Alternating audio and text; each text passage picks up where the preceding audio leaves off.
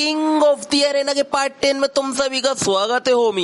Last part में हमने देखा था बाइक्सन ग्रुप के 5th एफिलिएट की तबाही को एंड आज हम क्या देखने वाले हैं, ऑफ कोर्स तुम्हें मालूम होगा 4th एफिलिएट की तबाही को। लेकिन आज की जो तबाही होगी वो थोड़ा सुपर सैयन लेवल पर जाने वाली है, क्योंकि आज वाली आग के अंदर कोई ऐसा बंदा आने वाला है जो कि पूरा यूनिवर्स खा सकता है। तो इसीलिए वीडियो जरा एंड तक देखना। तो आज मैं 2 आर्क्स कवर करने वाला हूँ, जिसमें पहली होगी कन्फेशन आर्क और दूसरी है बाइक्सन ग्रुप 4th एफिलिएट आर्क। और जो कन्फेशन आर्क है वो सिर्फ 2 चैप्टर्स की है और 4th एफिलिएट आर्क वो पूरे 10 चैप्टर्स की। तो चलो शुरू करते हैं हमारी फर्स्ट आर्क को, जो कि शुरू होती है उसी दिन से जब जेंग ने गिल्सू को चैलेंज किया होता है, बिकॉज उसे पता चल गया है कि गिल्सू मीजेंग के कुछ ज्यादा ही क्लोज जाने की कोशिश कर रहा है और इसीलिए गिल्सू इस वक्त काफी टेंशन में होता है, बिकॉज वो नहीं हरा पाने वाला जेंग को। और फिर वहाँ पर पाक भी आया था और वो यहाँ पर इसलिए आया बिकॉज उसे लोगों से पता चल गया है कि जेंग ने गिल्सू को चैलेंज कर दिया मीजेंग की वजह से। इसीलिए वो गिल्सू से पूछता है भाई डर लग रहा है क्या, बट गिल्सू उसे बोलता है उसे फाइट की टेंशन नहीं है, उसे टेंशन नहीं है कि वो अरेना में जेंग से कितना भी पिटले। असली टेंशन तो हमारे लुंडे को ये है कि कहीं ऐसा ना हो जेंग उसे मीजेंग से मिलने से मना कर दे। भाई देख रहा हूँ हमारे लुंडे को लड़के के चक्कर पे सीने पे गोली खाने को तैयार है, बट बातचीत चलती रहनी चाहिए। और अभी ये सुनकर पाक की ऐसी छूट गई होती है, भाई थूक निकल गया उसका। बट फिर भी पाक उसे समझाता है कि देख भाई कि बेहतर होगा कि तू फाइट से पहले मीजेंग के साथ डेटिंग करके सब कुछ क्लियर कर दे। एंड हमारा लुंडा उसको तो खुद पे कॉन्फिडेंस ही नहीं है कि वो ये कर भी पाएगा, इसीलिए पाक उससे बोलता है बेटा टेंशन ना ले, तेरा भाई इन चीजों में एक्सपर्ट है ना, मैं तेरी हेल्प करूंगा। और अब यहीं से सीन शिफ्ट होता है शाम के 6:30 बजे पर, जहाँ पर गिल्सू ने मीजेंग को मैसेज करके मिलने को बुला लिया होता है। और इस वक्त देखकर लग रहा है कि हमारे लुंडे के अंदर पाक ने कूट के कॉन्फिडेंस भर दिया है और साथ ही उसने गिल्सू के लिए नए कपड़े भी खरीद दिए होते हैं, गिल्सू के ही पैसे होते। एंड देन वो उसे मीजेंग के लिए एक प्रेजेंट खरीदने के लिए बोलता है। एंड हमारा लुंडा भाई डेट पर प्रेजेंट भी खरीदना होता है, इस लोडो को इतना भी नहीं मालूम कि तुम डेट पर जा रहे हो तो तुम कुछ तो लेकर जाओगे ही ना। और अब ये सुनकर ये मत समझ लेना भाई तू इतने एक्सपीरियंस के साथ बोल रहा है तो तू जरूर मिंगल होगा ना। भाई मैं भी सिंगल हूँ बिल्कुल तुम्हारी तरह, बट क्या है ना तुम्हारा भाई इन चीजों का एक्सपीरियंस लेकर घूमता है, कभी भी जरूरत पड़ जाए क्या पता। वगैरह अभी पाक गिल्सू को समझाता है हाँ भाई खरीदना होता है। एंड हमारा लुंडा भी लाइक भाई मैं तो बस मीजेंग की फीलिंग जानने के लिए आया था, बट पाक आज उसकी नहीं सुनने वाला, आज उसी की चलेगी। इसीलिए फिर वो गिल्सू को कान पकड़कर घसीट कर वहाँ पर लेकर चलाया था, साले कम से कम कुछ फूल ही खरीद लियो और इसमें तेरा ही फायदा है, हो सकता है कि फिर तुझे मीजेंग पसंद भी करने लगे। और इसीलिए फिर वो आर्ट बुक के अंदर जाते हैं और वहाँ से मीजेंग के लिए एक प्रेजेंट खरीद कर लाते हैं। और तो उसके अंदर क्या है वो अभी हमें नहीं बताया जाएगा, बट कुछ स्पेशल है। और अभी पाक गिल्सू तो बोलता है बेटा कुछ भी हो जाए नर्वस मत होना, समझा, और बता दे उसे कि तो उसके बारे में क्या फील करता है। जो सुनकर गिल्सू थोड़ा मोटिवेट होता है और पाक से बोलता है बेटा आज मीजेंग ना करे या हाँ डेट के बाद तेरी पार्टी पक्का। ये बोलकर गिल्सू वहाँ से जाने लगता है और पाक उससे बोलता है कि अरे ना में साथ में ही चलेंगे डेट के बाद। और फिर यहीं से सीन शिफ्ट होता है कैफेटेरिया पर, और पाक ने अभी इसको बोला था ना कुछ भी हो जाए नर्वस मत होना, और हमारा लोंडा मीजेंग के आने से ही पहले इतना नर्वस हो गया कि वो 6 कॉफी ऑलरेडी घटक चुका है और अभी 7वीं चल रही है। तो कह रहा अभी वो पाक की कई बातों को याद कर ही रहा होता है कि तभी वहाँ पर मीजेंग आ जाती है। एंड मीजेंग के वहाँ पर आते हमारा लोंडा उसको सीधा प्रेजेंट निकाल कर दे देता है। भाई हद होती है यार, इस लोड़ू को कुछ भी नहीं मालूम डेटिंग के बारे में। भाई पहले थोड़ी बहुत बातें होती है उसके बाद प्रेजेंट दिए जाते हैं। तो कह रहा अभी हमारा लोंडा बोल रहा होता है कि वो क्या है ना मैं बस शॉप में ऐसी कुछ ढूंढ रहा था तभी मुझे तुम्हारी याद आ गई। भाई देखो भले उसको डेटिंग के बारे में कुछ नहीं मालूम, बट अभी जो बोला है उसने थोड़ा अच्छा बोला है। और तो गिल्सू ने अभी जो मीजेंग को प्रेजेंट दिया होता है, मीजेंग को वो प्रेजेंट भी काफी पसंद आता है और वो प्रेजेंट है पिकोलो की चेन, जो कि मीजेंग का फेवरेट कैरेक्टर है। देखा यहीं से तुम्हें रेफरेंस मिलना शुरू हो गया एक बंदे का,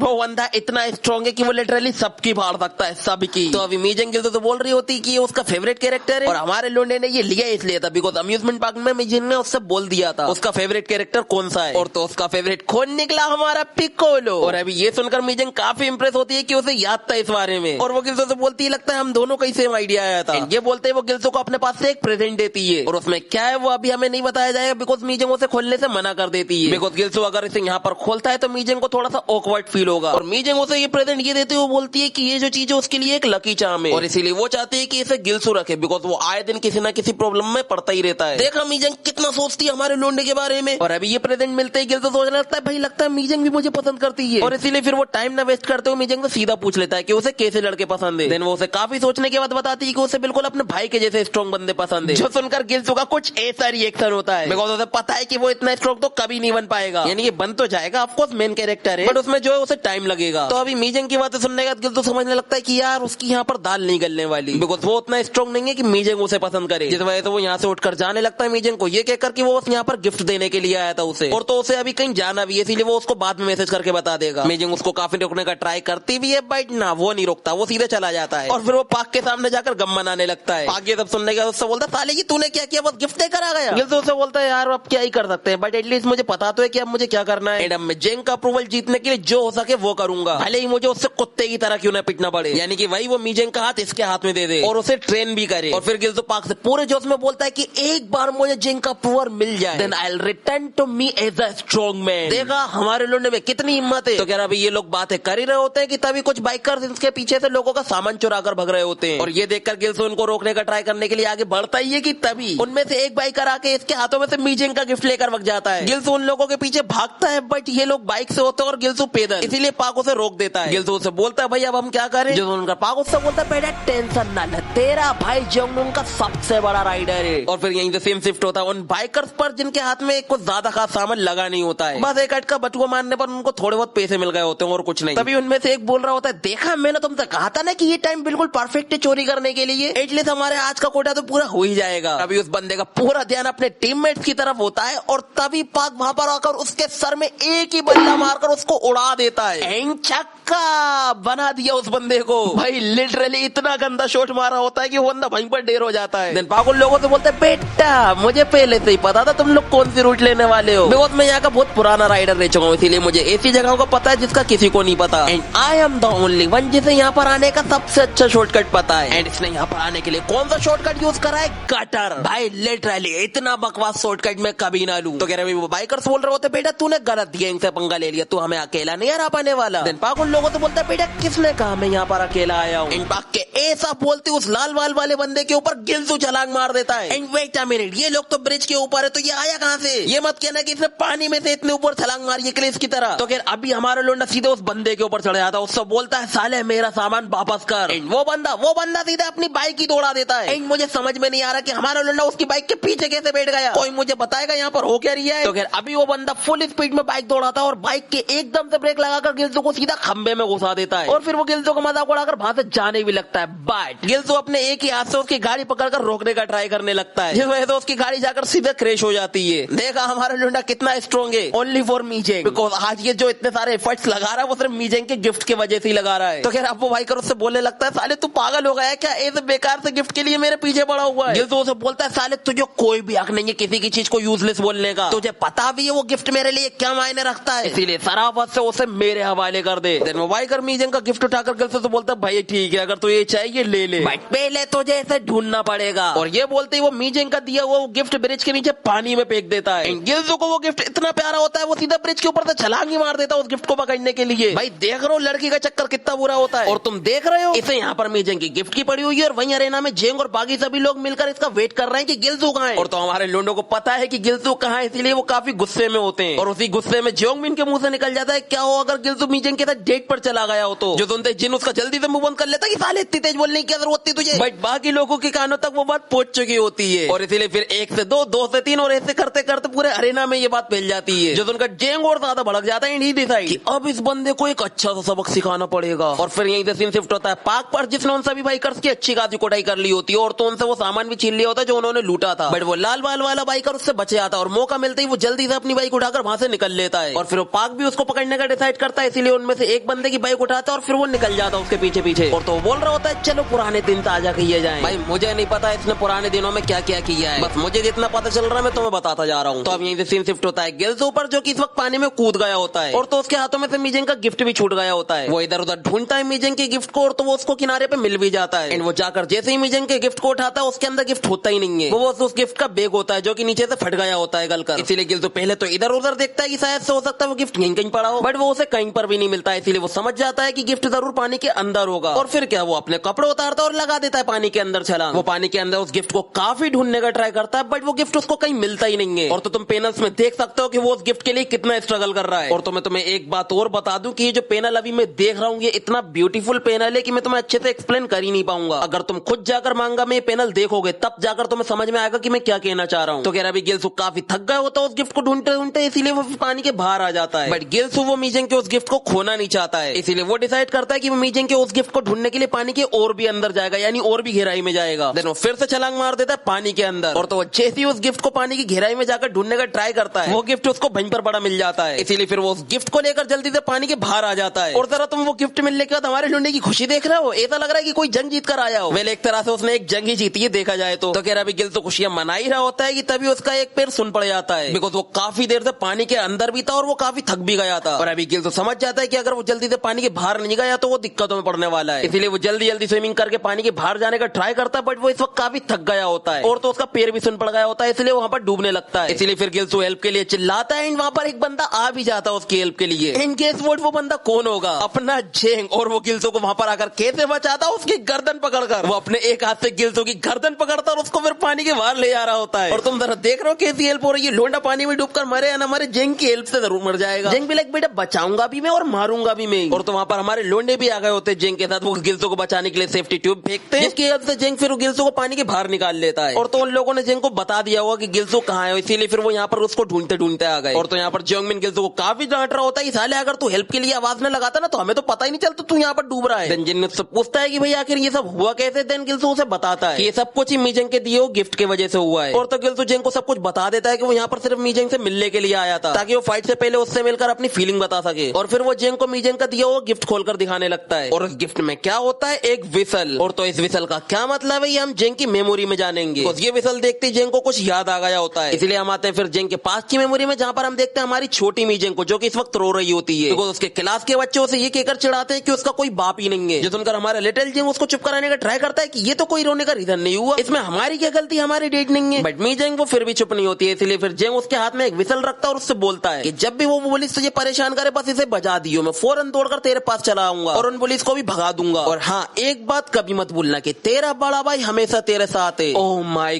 God, this is pure word. And यही वो फीलिंग्स है जिसकी जगह दुनिया में कोई भी नहीं ले सकता है। और तो इनके बाप का क्या चक्कर है वो तो मुझे नहीं पता। आई होप कि हमें आगे चलकर पता चल जाए, बिकॉज ये सीजन एक दो वीडियो बाद खत्म होने वाला है और मैं चाहता हूँ कि वो सीजन खत्म होने से पहले पहले मुझे सारे सवालों के जवाब मिल जाए। तो अब जेंग का ये पास यहीं पर खत्म होता है और जेंग गिल्सो से पूछता है कि तुझे ये विसल देते हुए मीजेंग ने तुझसे क्या बोला था। देन गिल्सो उसे बता देता है कि मीजेंग ने ये विसल देते हुए उससे क्या बोला था। और तो वो उससे बोलता है कि देख भाई जेंग, हम बस फ्रेंड्स हैं, बट सच कहूँ तो मैं उसको और भी बेहतर तरीके से जानना चाहता हूँ, उसके क्लोज आना चाहता हूँ। जो सुनते हमारे दोनों लोंडों की फटकर चार हो जाती है कि ये बंदा मरने वाला है, पक्की बात। बट जेंग उससे बोलता है ठीक है भाई कर ले, मुझे कोई दिक्कत नहीं। मतलब मैं कौन होता हूँ ये डिसाइड करने वाला कि मीजेंग किसके साथ रहेगी और किसके साथ नहीं। जो सुनकर गिल्सो को कुछ समझ में नहीं आता कि भाई जेंग को क्या हुआ, उसको मीजेंग की कोई टेंशन ही नहीं है। ना मुन्ना ना, उसने ये कब कहा। बल्कि जेंग तो उससे बोलता है कि बेटा जितना हो सके उसके साथ अच्छे से पेश आइए, बिकॉज मेरी नजर हमेशा तुझ पर बनी रहेगी। जो सुनकर गिल्सो भी लाइक ठीक है भाई समझ गया। तो अब तुम लोग सोच रहे हो कि भाई ये कैसा बड़ा भाई हुआ जिसने अपनी विंग पर कोई रोक टोक ही नहीं रखी है, भाई जिसके साथ जाना है जा, मैं कौन होता हूँ तो ये रोकने वाला। तो देखो असल में ऐसा नहीं है। जेंग असल में ऐसा इसलिए कर रहा है बिकॉज मीजेंग बिना बाप के पली बड़ी हुई है, इसीलिए वो नहीं चाहता है कि वो गलती से भी मीजेंग की फीलिंग्स के रास्ते में आ जाए। देखो जेंग एक बड़ा भाई होने का पूरा फर्ज निभा रहा है और इसीलिए वो उसको लेकर काफी सीरियस भी रहता है, वरना वो गिल्सो को चैलेंज क्यों करता। बट गिल्सो में जो है जेंग को एक अच्छा इंसान नजर आता है बिकॉज वो उसको जान चुका है अच्छी तरीके से। एंड यही वजह है कि उसने ये परमिशन दे दी है उसे, और साथ में एक वार्निंग भी कि बेटा ज्यादा क्लोज जाने की जरूरत नहीं है तुझे। आई होप मैं तुम्हें समझा सका हूं। तो अब यहीं से सीन शिफ्ट होता है पाक पर, जो कि अभी उस बंदे का ही पीछा कर रहा होता है और वो बंदा भी पाक से काफी परेशान हो गया होता है और उससे बोलता है भाई तुझे क्या लगता है हम लोग अपनी मर्जी से पॉकेट मार बने? नहीं, तुझे नहीं पता है कि बाइक्सन ग्रुप का वो ब्रदरहुड कितना खतरनाक है। जिसमें उनका पाक थोड़ा सा शॉक्ड हो जाता है बिकॉज उसने अभी बाइक्सन ग्रुप का नाम लिया होता है। और तो अभी उन लोगों के सामने फाटक भी आ गया होता है और वो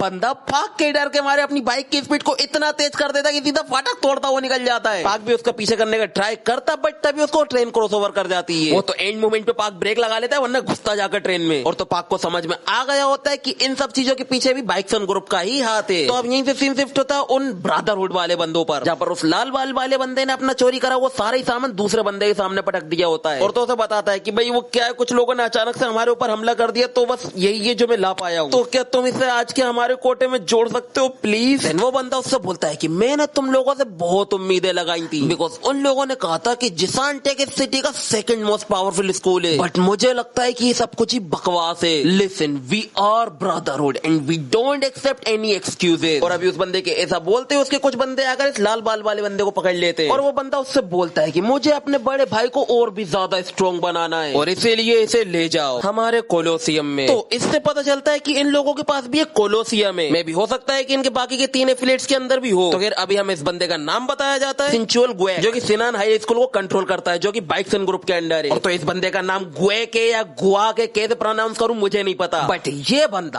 ये बंदा इतना बड़ा मादर खोद है कि मैं तुम्हें क्या ही बताऊं। और इसीलिए मैंने थंबनेल में भी इसके ऊपर मादर खोद ही लिखा है। और अभी तुम सोच रहे हो कि भाई ऐसा क्या कर दिया इस बंदे ने, तो मैं तुम्हें बता दूं कि जब तुम्हें इस बंदे के पास्ट के बारे में पता चलेगा ना कि इसने अपने पास्ट में क्या क्या किया है, तब तुम्हारे खुद के दिल से गालियां निकलेंगी इसके लिए। ये साला बहुत सारी वाला झामेले उसको भामा। तो अगर अभी हमारी ये जो फर्स्ट आर्क होती है वो यहीं पर खत्म होती है और अब शुरू होती है हमारी सेकंड आर्क, जो कि बाइक्सन ग्रुप की तबाही, जिसकी शुरुआत होती है टेंकाई नोमियोन एंड मारिया से स्मैश। तो अगर अभी हमें यहाँ पर पर पता चलता है कि टायरोन के जाने की वजह से इन लोगों को अभी पैसों का काफी बड़ा डाउनफॉल का सामना करना पड़ रहा है। बिकॉज सिर्फ टायरोन ही था जिसके कोलोसियम से इनको ज्यादा से ज्यादा प्रॉफिट हुआ करता था, और अब वो एफिलिएट बंद हो चुका है। और टायरोन का क्या हुआ वो मुझे नहीं पता, इन लोगों ने पता नहीं क्या करा उसका। तो अभी मारिया टेंकाई से बोलती है कि भाई हमारे पास तो इतने सारे बिजनेस है, तब भी हमें डाउनफॉल का सामना क्यों करना पड़ रहा है। टेंकाई बोलता है वो इसलिए क्योंकि हर एक कोलोसियम अलग अलग तरीके से ऑपरेट होता है, जो कि काफी नहीं है। देन टेंकाई नोमियन से पूछता है कि ब्रदरहुड में क्या चल रहा है, अब तो तुम्हारे पास जिनसेंग टेक का भी पावर है, अब अगर तुम चाहो तो तुम लोन शार्क का यूज करके अच्छा खासा पैसा भी कमा सकते हो। जैसे उनका नोमियन उससे बोलता है देख भाई मैंने तो ये पहले ही बता दिया था कि हम तेरी ये मनी मेकिंग स्कीम में ज्यादा इंटरेस्टेड नहीं है, और हाँ ब्रदरहुड ने जिनसेंग टेक को टेक ओवर कर लिया, अब सिर्फ YMGI है जिसको कॉन्क्यूर करना बाकी है। जैसे उनका टेंकाई उससे बोलता है अगर तुम्हें YMGI को टेक ओवर करना है तो तुम्हें और भी फोर्स लगेगी, बिकॉज जितना हमने सोचा था जेंग उससे कई ज्यादा स्ट्रॉन्ग है। नोमियन टेंकाई से बोलता है ये तेरी गलती थी, तूने सही से पता नहीं किया, एंड वो तेरा प्लान था जिसकी वजह से हम फेल हो गए। टेंकाई नोमियन को बताता है वो ऐसा इसलिए क्योंकि हम बहुत ही स्लो काम कर रहे थे, और तो अगर तू इन सब में आया था तो हमें और भी बड़ा लॉस देखने को मिलता। फॉर द एग्जांपल हो सकता है हम पूरे ब्रदरहुड को ही खो देते। जो सुनते ही नोमियन एकदम से ट्रिगर्ड हो जाता है और सीधा टेंकाई की कॉलर पकड़ लेता है और उससे बोलता है अपनी जबान पर लगाम दे, पहले तू खुद को देख, तू तो यहाँ पर होता भी नहीं अगर तेरे पास वो ड्रग्स ना होते तो। देन टेंकाई बोलता है हाँ भाई पर तुम ही लोग तो जिन्हें सबसे ज्यादा ड्रग्स लगते हैं। तभी टाइसन इन लोगों को चुप कराता है सालों बच्चों की तरह लड़ना बंद करो, बिकॉज YMGI ऑलरेडी हमारे एक बिजनेस खा चुका है, और अब बारी है कि हम उन्हें दिखाएं कि हम क्या कर सकते हैं। और इसीलिए आज से हमारी टॉप प्रायोरिटी रहेगी YMGI को टेक डाउन करना। उस स्कूल को डिस्ट्रॉय करने के लिए तुमसे जो बन पड़े करो, बिकॉज मुझे उस जेंग का सर चाहिए। जिसका मतलब तुम समझ रहे हो कि अब बाइकर ग्रुप थोड़ा एक्शन में आ चुका है। तो फिर अब यहीं से सीन शिफ्ट होता है हमारे निब्बा निब्बे पे, जो कि एक दूसरे को चेट कर खुद की मिसअंडरस्टैंडिंग को क्लियर कर रहे होते हैं। और तुम जरा गिल्सो को देख रहे हो, उसकी तो खुशी का कोई दिखाना ही नहीं, उसे तो बस बहाना चाहिए मीजेंग से मिलने के लिए। और तो अभी हमारे निब्बा के बीच में कबाब एड्डी बनकर वहां पर जोंगमिन भी आ जाता है, जो कि उससे बोलता है गिल्सो it's time to return the favour. तुझे याद है ना तू मीजेंग से सिर्फ मेरी डेट की वजह से मिला था, तेरी बारी की तू विंगमैन बनकर मेरी हेल्प करे जीए के साथ। अरे हाँ मैं तो जीए को भूल ही गया था भाई, आखिर इन दोनों के बीच में हुआ क्या था। लास्ट टाइम का मुझे याद है कि जीए इससे ज्यादा जिन के क्लोज जाने लगी थी, जो कि मैं नहीं चाहता, बिकॉज हमारा लोंडा काफी मेहनत करता है जीए के लिए। अभी जोंगमिन गिल्सो से बोल रहा चल आज bro in return the favour, और तभी गिल्सो उठकर बोलता अरे भाई मैं तो भूल ही गया था मुझे किसी का फेवर रिटर्न करना है। जो सुनकर जोंगमिन सोचता है कि भाई शायद से मेरी बात कर रहा है, इसलिए वो उससे बोलता है भाई अब सब कुछ तुझ पर। बट गिल्सो वो तो सीधा वहां से भाग जाता है ये कहकर कि मुझे किसी को देखना है मैं जल्दी वापस आऊंगा। जो सुनकर जोंगमिन बोलता है भाई मुझे तो लगा था तू मेरी बात कर रहा है। अब गिल्सो वहां से चला जाता और अब इसको किसका फेवर रिटर्न करना है, अपने पाक का, बिकॉज इसने उससे कहा था ना कि मीजेंग हाँ करे या ना तेरी पार्टी पक्की। और इसीलिए फिर वो अपनी क्लास में आकर कुछ क्लासमेट से पूछता है पाक के बारे में, और वो उसे बताते कि आज तो पाक स्कूल ही नहीं आया है। देन उनमें से एक बोलता है कि भाई मुझे लगता है कि पाक पूरी रात गेम खेल खेल के बेहोश हो गया होगा। जो सुनकर गिल्सो को लगने लगता है कि शायद से वो आर्केड में होगा, और इसीलिए फिर वो सिटी के हर एक आर्केड में जाकर पाक का पता करने का ट्राई करता है, बट पाक उसको कहीं पर भी नहीं मिलता है। और तो उसने ऑर्फनेज में जाकर हाईसियोन से भी पता करा होता है, बट हाईसियोन से बोलती है कि पाक कल रात से आया ही नहीं है। जो सुनकर गिल्सो को पाक की काफी ज्यादा टेंशन होने लगती है, और वो भीम ब्रिज पे आ जाता है जहां पर उसकी कल रात फाइट हुई थी। तभी वहीं पर एक ओल्ड मैन भी आ जाता है, और ये वही ओल्ड मैन होता है जिसका कल रात को पॉकेट मारने बैग चुराया होता है। और तो वो यहाँ पर इसलिए आया होता है बिकॉज उसका बैग तो उसे मिल गया, बट उसका वॉलेट उसमें से गायब है, और उसे वो ढूंढने यहाँ पर आया है। और उस ओल्ड मैन से गिल्सो को पता चलता है कि यहाँ पर कल रात को एक बहुत बड़ी फाइट हुई थी, और साथ ही हाई स्पीड चेजिंग भी। और तो गिल्सो जैसे ही सुनता है बड़ी फाइट और हाई स्पीड चेजिंग, वो जल्दी से जमीन पर देखता है जहाँ पर उसे दो बाइक्स के टायर्स के निशान दिखते हैं, जिसका गिल्सो पीछा करता है और पहुंच जाता है उस फाटक तक, जहाँ का रास्ता फाटक टूटने की वजह से इस वक्त बंद हो चुका होता है। और वो सब देखकर गिल्सो को डाउट होने लगता है शायद से पाक यहाँ पर आया होगा, इसीलिए फिर वो पाक को ढूंढने के लिए और भी आगे निकल जाता है और पहुंच जाता है ब्रदर्स जंकयार्ड पर, जहाँ पर दो नंगू पुंगू अपने कल रात के पकड़े हुए शिकार के बारे में बातें कर रहे होते हैं, और तो एक दूसरे के सामने डींगे हाँक रहे होते बड़ी बड़ी, और कुछ नहीं। और अभी इनकी यही सारी बातें वहीं पर छुपकर गिल्सो भी सुन रहा होता है, और उसे वहीं पर वो बाइक भी पड़ी मिल गई होती है जिसके टायर्स का निशान का पीछा करते हुए वो यहाँ पर आया है, जो देखकर गिल्सो को थोड़ा सा शक होता है कि हो सकता है कि पाक जंकयार्ड के अंदर हो, और इसीलिए फिर वो जंकयार्ड के अंदर जाकर चेक करने का डिसाइड करता है। एंड उसकी हेल्प कौन करता है, ट्रक्कून। वहां पर एक ट्रक्कून आ जाता है जो कि इस वक्त गेट के अंदर जा रहा होता है, गिल्सो मौके का फायदा उठाकर उसके अंदर चढ़ जाता है। बट मुझे एक बात समझ में नहीं आई कि जब वो ट्रक्कून यहाँ पर आया था तो क्या उसके ड्राइवर ने गिल्सो को नहीं देखा। भाई इतना बड़ा जिंदा इंसान उसके सामने जासूसी कर रहा और उसने देखा ही नहीं, ऐसा लग रहा है मैं इंडियन सीरियल देख रहा हूँ। तो कह रहा अभी गिल्सो जैसे तैसे करके उस जंकयार्ड के अंदर आ जाता है, और उसको वहां पर एक मोटरसाइकिल और खड़ी मिलती है जो कि उसी बंदे की होती है जिससे कल रात को गिल्सो की फाइट हुई थी। और अभी गिल्सो उस बाइक के पास जा ही रहा होता है कि तभी उसके बगल वाले कंटेनर में से दो लोग निकल कर आते हैं, एंड गिल्सो वो जल्दी से ट्रक्कून के पीछे छुप जाता है, और फिर वो दोनों कंटेनर का गेट लगाते हुए वही कल रात में पकड़े हुए शिकार के बारे में बात कर रहे होते जो कि गिल्सो सुन रहा होता है। और तभी उनमें से एक बंदा बोलता आर यू श्योर कि हमारा नया शिकार YMGI से, जो सुनते ही गिल्सो शॉक्ड हो जाता है और उसे समझ में आया था कि जरूर पाक होगा। और फिर उन बंदों से पता चलता है कि उस बंदे के ब्लोंड हेयर है और हाथ में टैटू भी है, जो सुनते ही गिल्सो सीधा आकर एक का टकला ही फोड़ देता है। देन दूसरा बंदा फाइट बैक करने का ट्राई करता है, बट गिल्सो वो उस बंदे को पकड़ता और उठाकर सीधा कंटेनर में फेंक देता है। देन वो जल्दी से जाकर उस बंदे के हाथ में से चाबी लेता और सीधा कंटेनर में घुस जाता है, जहां पर उसे काफी ब्लड की स्मेल आ रही होती है, और एक बंदा मदद के लिए पुकार रहा होता है और फिर गिल्सू जैसे ही उस बंदे को देखता है वो बंदा होता है योकजिन। और तो योकजिन यहाँ पर क्या कर रहा है वो अभी हमें पता चलेगा, बट अभी के लिए गिल्सू जल्दी से भागकर योकजिन के पास आता है और उससे पूछता है कि वो यहाँ पर कैसे फंस गया। देन योकजिन चिल्लाता है अपने पीछे देख, एंड उसके पीछे होता है सिंचुअल विद द वेपन। वेल मैं इसको वेपन ही बोलने वाला हूँ, ज्यादा एक्सक्यूजेस नहीं। तो अभी सिंचुअल अपने वेपन से गिल्सू के ऊपर अटैक करता है एंड लकीली गिल्सू उससे बच जाता है। अगर योकजिन उसे न बताता ना तो उसका तो खेल खत्म था। तो अभी गिल्सू थोड़ा फॉल बैक करने का ट्राई करता है, बट सिंचुअल उसे ये करने ही नहीं देता है। सिंचुअल अपने एक हाथ से गिल्सू की गर्दन दबोचता है और उसको दीवार से चिपका देता है एंड उसे बोलता है कि ये तो और भी अच्छा हुआ कि मुझे और शिकार मिल गए, बस अब मैं ये सोच रहा हूँ कि तुझे कैसे कुक करना है। तो अभी हमें सिंचुअल के बारे में एक और बात बताई जाती है कि ये एके टॉर्चर एक्सपर्ट है। और तो ये एके का क्या मतलब है वो तो समझ में नहीं आया, बट ये टॉर्चर एक्सपर्ट वो फुल समझ में आ गया है। तो अभी सिंचुअल गिल्सू के ऊपर अपने वेपन से अटैक करने वाला होता है और तो गिल्सू के हाथ पे भी एक वेपन लग गया होता है। जैसे गिल्सू सीधा सिंचुअल के मुंह पे दे मारता है और तो सिंचुअल उसको ब्लॉक कर लेता है अपने वेपन से। देन गिल्सू उससे बोलता है भाई तेरे लिए एक बैड न्यूज कि मैं जो हूँ दुबला पतला मांस तो मेरा टेस्ट उतना अच्छा नहीं होने वाला। यानी अभी सिंचुअल ने उससे बोला था ना कि वो इसको कैसे पकाए, गिल्सू उसी का जवाब दे रहा है। और अभी हम देखते हैं कि गिल्सू के हाथ में काफी खतरनाक हथौड़ा लग गया होता है। देन गिल्सू अपने पीछे देखता है जहां पर दीवार से और भी ज्यादा वेपन लटके होते हैं। देखो वैसे तो ये सभी टूल्स है, बट इन्हें वेपन कहना मैं ज्यादा प्रेफर करूंगा। मेरे को इनमें से बहुत कम ही जिनके नाम मुझे पता है और मैं हर एक का नाम नहीं ले सकता, इसीलिए मैं बस वेपन ही बोलने वाला हूं। तो अभी सिंचुअल गिल्सू से बोल रहा था कि बेटा तेरे अंदर हिम्मत तो है, ये तो यहाँ पर अकेला बाइक्सन ग्रुप के स्क्रिप्ट ऐड में आ गया and I hope you are ready to die. सुनकर गिल्सू को समझ में आ जाता है कि ये जगह भी बाइक्सन ग्रुप का ही एक पार्ट है। देन वो सिंचुअल से बोलता है बेटा बेहतर होगा कि तू मरने के लिए तैयार हो जा। जो सुनते सिंचुअल सीधा गिल्सू के ऊपर अटैक कर देता विद एक और वेपन और उससे बोलता भाई मैं तो मजे करने वाला हूँ। और तो इन दोनों के वेपन्स का ही काफी अच्छा क्लैश हो रहा होता है और गिल्सू सोच रहा होता है कि वो ऑलरेडी थंडरस्टॉर्म किंग के अगेंस्ट वेपन का यूज कर चुका है, इसीलिए उसको यहाँ पर कोई दिक्कत नहीं आने वाली। बट सिंचुअल वो गिल्सू को गलत साबित कर देता। सिंचुअल अपना एक वेपन ड्रॉप करता है और सीधा गिल्सू के मुंह पर अपरकट दे मारता है और उसे बोलता है कि तुझे वेपन्स की जगह अपने हाथों से पीटने में ज्यादा मजा आने वाला है। एंड ये बोलते वो गिल्सू के ऊपर पहले 3-4 घुसन मारता है और फिर एक गंदा वाला पंच और गिल्सू को उड़ा ही देता है। एंड गिल्सू सीधा योकजिन के पास जाकर गिरता है एंड देन सिंचुअल एक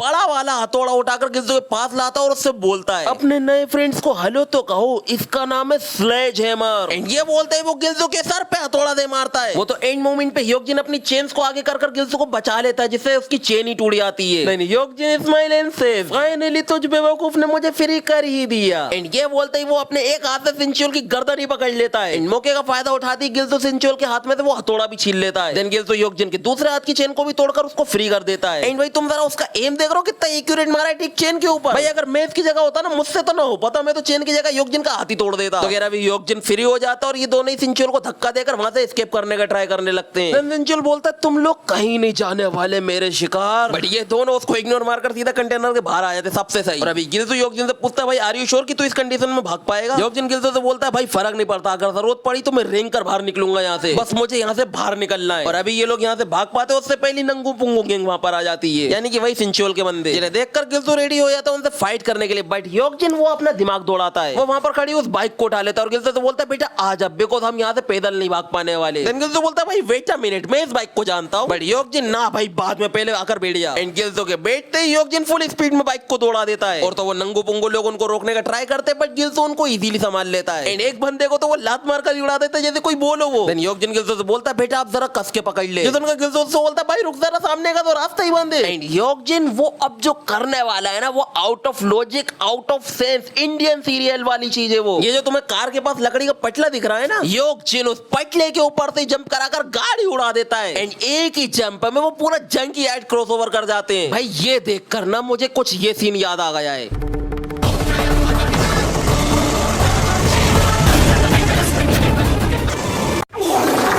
यही हुआ है अभी यहाँ पर। तो खैर अभी ये लोग इस इंडियन सीरियल को कॉपी करके जैसे तैसे करके वहां से एस्केप कर जाते हैं। और क्यों ना करेंगे एस्केप वहां से, भाई इंडियन सीरियल जो कॉपी करा है यहाँ पर सब कुछ हो सकता है। खैर अभी ये लोग वापस से आ जाते हैं ब्रिज पर, जहाँ पर योकजिन गिल्सू को खुद को बचाने के लिए थैंक्स बोल रहा होता है। गिल्सू योकजिन से बोलता है देख भाई ये मेरा इंटेंशन नहीं था, बट कोई ना ये काम तो कर गया। एंड पहले मुझे ये बता कि तू वहां पर कैसे फंसा। योकजिन गिल्सू को बताता है कि जैसा कि मैंने तुझे पहले मेंशन किया था कि बाइक्सन ग्रुप और जिनसेंग टेक के बीच में एक वॉर चल रही थी और वो रुकने का नाम ही नहीं ले रही थी। हर दिन ये लोग उठते और फिर से शुरू हो जाते, जिसका जिसका नतीजा निकला कि दोनों ही तरफ के फाइटर काफी थक गए एंड फाइट वो तो पॉइंटलेस ही हो गई। देन बाइक्सन ग्रुप ने योकजिन को एक प्रपोजल भेजा जिसमें उन्होंने लिखा था कि गैंग को भिड़वाने से अच्छा दोनों गैंग के लीडर आपस में निपट कर सुलझा ले। एंड योकजिन को जैसे ये प्रपोजल मिला उसने सीधा एक्सेप्ट कर लिया एंड चला गया अपनी गैंग को लेकर वो ब्रदरहुड के जंग के हाट पर, जहाँ पर उसको नोमियन चोई नहीं बल्कि सिंचियोल मिला एंड सिंचियोल ही बिट्रेड हिम। सिंचियोल ने असल में योकजिन को यहाँ पर जानबूझ के बुलाया होता ताकि वो उसे अपने ट्रैप में फंसा सके एंड योकजिन के वहाँ पर आते ही वो उसको उसकी गैंग से अलग कर देता है कुछ इस तरीके से ट्रकों में उलझाकर। इस तरीके से सिंचियोल योकजिन को कैप्चर कर लेता है और अभी योकजिन बोल रहा होता है कि जब वो कैप्चर हो गया था जिनसेंग टेक तभी उनके हत्थे चढ़ गया था। जो सुनकर गिल्सो बोलता है मतलब अब सिर्फ वाईएमजी है ये जो बचा हुआ है। योकजिन उससे बोलता है अभी नहीं बिकॉज़ मैं अभी एस्केप कर चुका हूँ और इसीलिए जिनसेंग टेक फिर से फाइट बैक करेगा। गिल्सो योकजिन से बोलता है कि भाई तेरी कंडीशन तो इतनी अच्छी है नहीं जो तू फाइट बैक करेगा। जो सुनकर योकजिन गिल्सो को बताता है कि अभी जिनसेंग टेक के और भी लोग बाकी हैं, मैं पहले जाकर उन लोगों को गैदर करूंगा फिर हम ब्रदरहुड के ऊपर अटैक कर देंगे। जो सुनकर गिल्सो बोलता है भाई अगर ऐसी बात है तो मुझे भी तुम्हें ज्वाइन करने दो, बट योकजिन उसे मना कर देता कि ये तेरी प्रॉब्लम नहीं है हमारी है, इसलिए मैं तुझे इन सब में इन्वॉल्व नहीं कर सकता। ये असल में जिनसेंग टेक की फाइट है और तू वाईएमजी से तो तेरा यहाँ पर कोई काम नहीं है। गिल्सो उससे बोलता है भाई मेरी बात सुन, मेरा वहाँ पर जाने का एक रीजन था बिकॉज उन लोगों ने वहाँ पर मेरे एक फ्रेंड को कैप्चर करके रखा हुआ है एंड वो फ्रेंड कौन है अपना पाक, और अभी हम उसी पर आते हैं जहाँ पर पाक की आंखों पर जो है पट्टी लगी होती है और उसके दोनों हाथ पीछे की ओर बंधे होते हैं। पाक चिल्ला रहा होता है साले तुम लोग हो कौन, बचोगे नहीं तुम लोग, तुम्हें कोई आइडिया नहीं है कि मैं कौन हूँ। अभी पाक चिल्ला ही रहा होता है तभी वहाँ पर एक बंदा आकर उसके हाथों में से वो लॉक खोल लेता है। लॉक खोलते ही पाक जल्दी से अपने आंखों में से पट्टी हटाता है और देखता है कि उसके सामने तो बस कंटेनर ही रखे हुए एंड साथ ही जमीन पर कई सारे वेपन्स भी पड़े हैं। तभी पाक इधर उधर देखता है कि ये जगह कौन सी है, तभी उसको अपने बगल में वो लाल बाल वाला बंदा खड़ा मिल जाता है जिसकी इस वक्त फटकर 1000 हुई पड़ी होती है। पाक उससे बोलता है साले मैं यहाँ पर तेरे वजह से आया हूँ और तू यहाँ पर क्या कर रहा है। वो बंदा बोलता है भाई हमें यहाँ से जल्दी से निकलना होगा और तभी वहाँ पर लगे स्पीकर्स में से उनको आवाज आने लगती है welcome to the brotherhood colosseum, तुम अभी ब्रदरहुड का शिकार बने हुए हो, तुम्हें टाइम लिमिट के अंदर अंदर इस एरिया से एस्केप करना है या तो फिर सभी हंटर्स को टेक डाउन करना है एंड तुम यहाँ पर जो वेपन यूज करना चाहते हो करो, जितना हंगामा करना है करो, कोई रोक टोक नहीं। So now let's the Hunt begin. And ये बोलती उन दोनों के सामने इतने सारे लोग आए थे विद वेपन। तो फिर अभी इन दोनों का क्या होने वाला है वो हम बाद में देखेंगे। अभी हम आते हैं नोमियन चोई पर, जो कि यहाँ पर अभी उन दोनों लोगों को पनिशमेंट दे रहा होता है जिनकी वजह से योकजिन यहाँ से भाग गया होता है। नोमियन चोई ने लोंडो से बोलता है कि इन दोनों को यहाँ से ले जाओ, ये लोग कल के लिए हमारा शिकार का काम करेंगे। वो लोग उन दोनों को ले जाने लगते, फिर उन दोनों में से एक बोलता है भाई इसमें हमारी कोई गलती नहीं है कि वो भाग गया, अगर इसमें किसी की गलती है तो वो है। और इसके आगे वो कुछ बोल पाता उससे पहले ही सिंचियोल अपने लोंडो से उसका मुंह बंद करवा देता और सब बोलता है बेटा तू तो गया, यानी इशारा देकर। फिर वो लोग उन दोनों को ले जाते हैं। फिर नोमियन सिंचियोल से पूछता है आखिर यहाँ पर चल क्या रहा है, आजकल तुझसे अपने बंदे ही कंट्रोल नहीं किए जा रहे। सिंचियोल बोलता है वो क्या है ना, हम लोगों ने जिनसेंग टेक को टेक ओवर कर लिया था जिस वजह से हमारे लोंडे बेफिक्र हो गए थे, बट मैं आगे से ध्यान रखूंगा कि ऐसा ना हो। सिंचियोल के ऐसा बोलते ही नोमियन चोई उसके ऊपर 20 किलो का वो डंबल फेंक कर मार देता है। वो तो सिंचियोल उससे एंड मोमेंट पे बच जाता वरना ये तो गया था। तो अभी सिंचियोल जैसे उस डंबल को डोज कर लेता है, नोमियन चोई उसकी गर्दन पकड़कर उसको ऊपर उठा देता और उससे बोलता है कि हमारा जो जियोंगन्योंग को कॉन्क्यूर करने का प्लान है ना वो उसकी फाइनल स्टेज पर है, बस हमें वाईएमजीआई को ही कॉन्क्यूर करना था, बट तेरी वजह से योकजिन यहाँ से भाग गया और हम हमारे गोल के इतने करीब आते आते रह गए। चलो से सॉरी बोलता है बट ना, नोमियन को उसके बहाने नहीं सुनना है। नोमियन उसको अपने एक ही हाथ से दूर फेंक देता है और उससे बोलता है बेटा मैं तुझे बस एक ही दिन का टाइम दे रहा हूँ हरामखोर को वापस लाने के लिए, जब तक जिनसेंग टेक पूरी तरीके से हमारे कंट्रोल में नहीं आ जाता है तब तक हम वाईएमजीआई का कुछ भी नहीं कर सकते। अभी वहाँ पर जो कैमरा स्क्रीन लगी होती है हम वहाँ पर पाक को देख रहे होते हैं, यानी कि ये जो जगह है इधर इनका कंट्रोल रूम होगी। तो अब जाकर हम पाक पर आते जो कि इस बंदे से बचकर भाग रहा होता है बिकॉज उसके हाथ में हथौड़ा है, क्यों ना भागे। और तो वो बंदा पाक से बोल रहा होता साले भागता ही रहेगा क्या, जो सुनते ही पाक सीधा उसके मुंह पे लात दे मारता और उससे बोलता साले तुझसे किसने कहा कि मैं तुझसे भाग रहा हूँ, और उसको मारते ही पाक के ऊपर 3-4 लोंडे और चढ़ जाते हैं। पाक वो तो एक ही सेकंड के अंदर फ्लैश बनकर सबको निपटा देता है, यानी कि फ्लैश नहीं बना है बल्कि उन लोगों ने सीन ही कुछ ऐसा क्रिएट कर दिया कि ऐसा लग रहा है पाक फ्लैश बन गया हो। तो अब पाक सभी को निपटा देता और उससे पूछता है साले जगह कौन सी और यहाँ पर सभी लोग टकले क्यों हैं, और जरा तुम देख लो पाक ने उस बंदे को एक हाथ से उठाया हुआ है, भाई इतना इजी नहीं है ये करना। तो अभी पाक लोगों से पूछताछ कर ही रहा होता है कि तभी वो लाल बाल वाला बंदा उसके ऊपर वाले कंटेनर में से निकलकर बाहर आ जाता है, जो देखकर पाक चटक जाता है साले तू पूरे वक्त वहीं पर छुपा हुआ था। एंड वो बंदा वहां से सीधा सुपर हीरो लैंडिंग करके नीचे उतरता है और पाक से बोलता है कि अगर तुम्हें ब्रदरहुड कोलोसियम में सर्वाइव करना है तो तुम्हें अपनी एनर्जी को बचा कर रखना होगा। जो सुनते ही पाक एकदम से क्यूरियस हो जाता है कि यार ये कोलोसियम नाम तो कहीं सुना सुना सा लग रहा है। भाई ये बंदा इतनी जल्दी भूल गया कि ये लोग अभी अभी एक कोलोसियम को डिस्ट्रॉय करके आए। अभी वो लाल वाल वाला बंदा उसको बताता है कि ये कोलोसियम है जैसे नोमियन चोई चलाता है, और साथ ही ये ब्रदरहुड का हाइड आउट भी है जो कि हेंचमैन है बाइक्सन ग्रुप का। देखो हेंचमैन का मतलब होता है वो बंदा जो कि अपने लोगों के साथ लॉयल हो एंड हर बात में उनको आगे रखे, और यही रीजन है कि इन लोगों ने ये कोलोसियम बनवाया है ताकि वो अपने मेंबर्स की ट्रेनिंग कर सके। और अभी वो बंदा बता रहा होता है कि जिस जगह पर अभी हम हैं उसे मेज कहा जाता है, जहाँ पर दूसरे स्कूल्स के स्टूडेंट्स को लाकर उन्हें अपने सर्वेंट्स के थ्रू हंट इम्प्लीमेंट किया जाता है ताकि उसके लोंडो की ट्रेनिंग हो सके। एक तरह से देखा जाए तो ये स्पोर्ट का एक मैसिव ट्रेनिंग ग्राउंड है। जो उनको पाक को कुछ समझ में नहीं आ रहा होता, ये साले कैसे लोग हैं, ये लोगों का हंट करते हैं। और अभी इन लोगों की बातें चल ही रही होती है कि तभी वहाँ पर एक जानवर आ जाता है। एंड ये वही जानवर है जिसके बारे में मैं शुरू से कह रहा हूँ। एंड वो जानवर कौन है? अपना गोकू। गोकू वहाँ पर उड़ता हुआ आता है और सीधा पाक के ऊपर एक पंच लैंड करता है। वो तो वो लाल वाल वाला बंदा पाक को बचा लेता है, वरना पाक तो खत्म था। देन गोकू पाक से बोलता है nice to meet you mister YMG। Hi, मैं तुझे मिस्टर वाई बुलाऊंगा, चलेगा ना? जिस उनका पाक भड़क जाता है, साले तेरी हिम्मत कैसे हुई मुझे इतना घटिया निकलेम देने की? एंड ये बोलते ही पाक गोकू के ऊपर एक गंदी वाली किक थ्रो करता है। भाई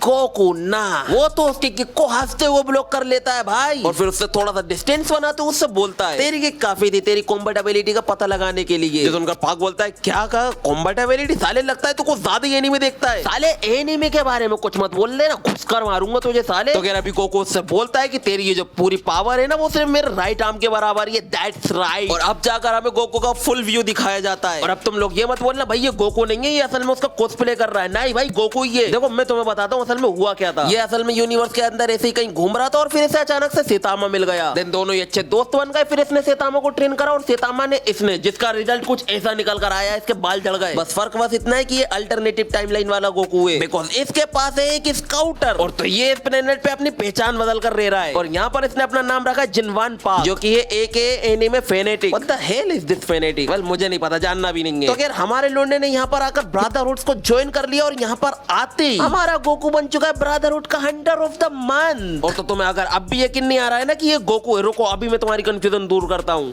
टाडा, हो गई तुम्हारी कंफ्यूजन दूर? खुश? तो चलो अब हम गोकू और पाक की फाइट देखते हैं, जहाँ पर पाक ने गोकू के ऊपर लातों की बारिश कर दी होती है और गोकू वो तो पाक को हंसते हुए एक ही घुसड़ में उड़ा देता है और उससे बोलता है कि मैं बस अपना राइट आर्म यूज करने वाला हूँ ताकि ये एक फेयर फाइट हो। देखा, गोकू जानता है कि ये उसके राइट आर्म के बराबर भी नहीं है। वो तो अभी ये मजे मजे में लड़ रहा है ना, इसीलिए पाक को इतना कुछ असर हो नहीं रहा है। अगर गोकू ने अपनी फुल पावर दिखाई ना तो अपना पादमी मार देगा सबको। तो खैर अभी गोकू अपने राइट आर्म से ही पाक को कुत्ता बना रहा होता है और उससे बोल रहा होता है कि बेटा इसी तरीके से मैंने खुद को स्ट्रॉन्ग बनाया है। बिल्कुल, हमें पता है तूने कितना स्ट्रगल करा है। और तो अभी पाक पिटते हुए सोच रहा होता है कि भाई ये बंदा वाकई वीकलिंग्स की तरह नहीं है, ये बंदा स्ट्रॉन्ग है, बट इसके जो मूव्स है ना वो पता करना आसान है बिकॉज ऑफ इस राइट आर्म। और अभी गोकू पाक के ऊपर अटैक करने के लिए आ ही रहा होता है। पाक अपना एक हाथ जमीन पर रखता है और गोकू के मुंह पे लात दे मारता है और उसका स्काउटर ही तोड़ देता है, साथ में गोकू को भी उड़ा देता है। और ये सब कुछ वो लाल वाल वाला बंदा दूर खड़े होकर बस देख ही रहा होता है। साला ऑडियंस बनने आया है क्या यहाँ पर? तो कह रहा अभी पाक गोकू से बोलता है तू इतना स्ट्रॉन्ग नहीं है यार, अगर मैं तेरी जगह होता ना मैं तो ये घटिया सा कॉस्प्ले उतार कर ही फेंक देता। भाई पाक तूने बिल्कुल सही नहीं किया ये बोलकर, बिकॉज अब गोकू को गुस्सा आ गया है। गोकू पाक से बोलता है मैं गलत था तेरे बारे में। एंड गोकू के ऐसा बोलते पाक उसके मुंह पे लात दे मारता है और उससे बोलता है साले तू अपना सब कुछ भी दांव पर लगा देगा ना तब भी मुझे ना हरा पाने वाला। बट वो देखता है कि गोकू ने उसकी लात को हंसते हुए पकड़ लिया होता है और फिर गोकू उसका पैर पकड़ करके उसको गंदा वाला धोबी पछाड़ लगाता है। और तो फिर वो पाक को संभलने का मौका भी नहीं देता, घुसन पे घुसन जमाया जाता है और फिर वो पाक का मुंह पकड़कर उसको सीधा जमीन में चिपका देता है। और तो उससे बोलता है तूने देखा मिस्टर वाई, मैं अपने टारगेट्स की कैपेबिलिटी के बारे में कभी गलत नहीं होता, अगर मेरा गाज ऑफ था तो सिर्फ तुझे वीक बनाने के लिए। एंड ये बोलते हुए पाक को एक ही घुसन में सुला देता और उसको कैप्चर कर लेता है। और फिर यहीं से सीन शिफ्ट होता है नेक्स्ट डे जिनसेंग टेक पर, जहां पर गिल्सो योकजिन से मिलने के लिए आया होता है बिकॉज योकजिन ने उसको परमिशन दे दी होती है उसके साथ ज्वाइन होने के लिए। और तो उसने उसके सामने एक शर्त भी रखी कि उसके अलावा YMGI का कोई तीसरा मेंबर ज्वाइन नहीं होना चाहिए। और बस यही रीजन है कि गिल्सो यहाँ पर अकेला आया है। तो हम देखते हैं कि गिल्सो के सामने योकजिन बैठा होता है और गिल्सो उससे पूछता है कि बाकी के लोग कहाँ हैं? मुझे लगा तू बाकी लोगों के साथ होगा। और तो अभी अभी मेरी नजर उसके फोन पर गई, ये लोंडा आईफोन चला रहा है। बेटा चील की निगाह है मेरी, कोई नहीं बच सकता मेरी नजरों से। तो कह रहा अभी योकजिन गिल्सो से बोलता है कि यहाँ पर थोड़ी सी प्रॉब्लम हो गई है और वो प्रॉब्लम बताते बताते साले को रात हो जाती है, देख रहा हो जरा। तो कह रहा अभी योकजिन गिल्सो को बता देता है कि वो अपने लोंडों के साथ कांटेक्ट नहीं कर पा रहा है बिकॉज जब उसको ब्रदरहुड वालों ने किडनैप किया था तब उन लोगों ने उसका फोन भी छीन लिया था और इस वक्त वो दूसरे का फोन लेकर उनसे कांटेक्ट करने का ट्राई कर रहा है, बट कोई भी बंदा उसका कॉल ही नहीं उठा रहा है। जो सुनकर गिल्सो उससे बोलता है भाई अब हम क्या करेंगे, हम खुद से अकेले तो वहां पर नहीं घुस सकते ना। और अभी गिल्सो के ऐसे बोलते गिल्सो के पीछे से एक बाइकर आता है जो कि होता है सेंगचियोन। एंड सेंगचियोन वहां पर आते ही रोता हुआ जाकर सीधा योकजिन से चिपक जाता है और बोलता है कि भाई मैंने तुझे बहुत मिस किया, तू आखिर था कहां और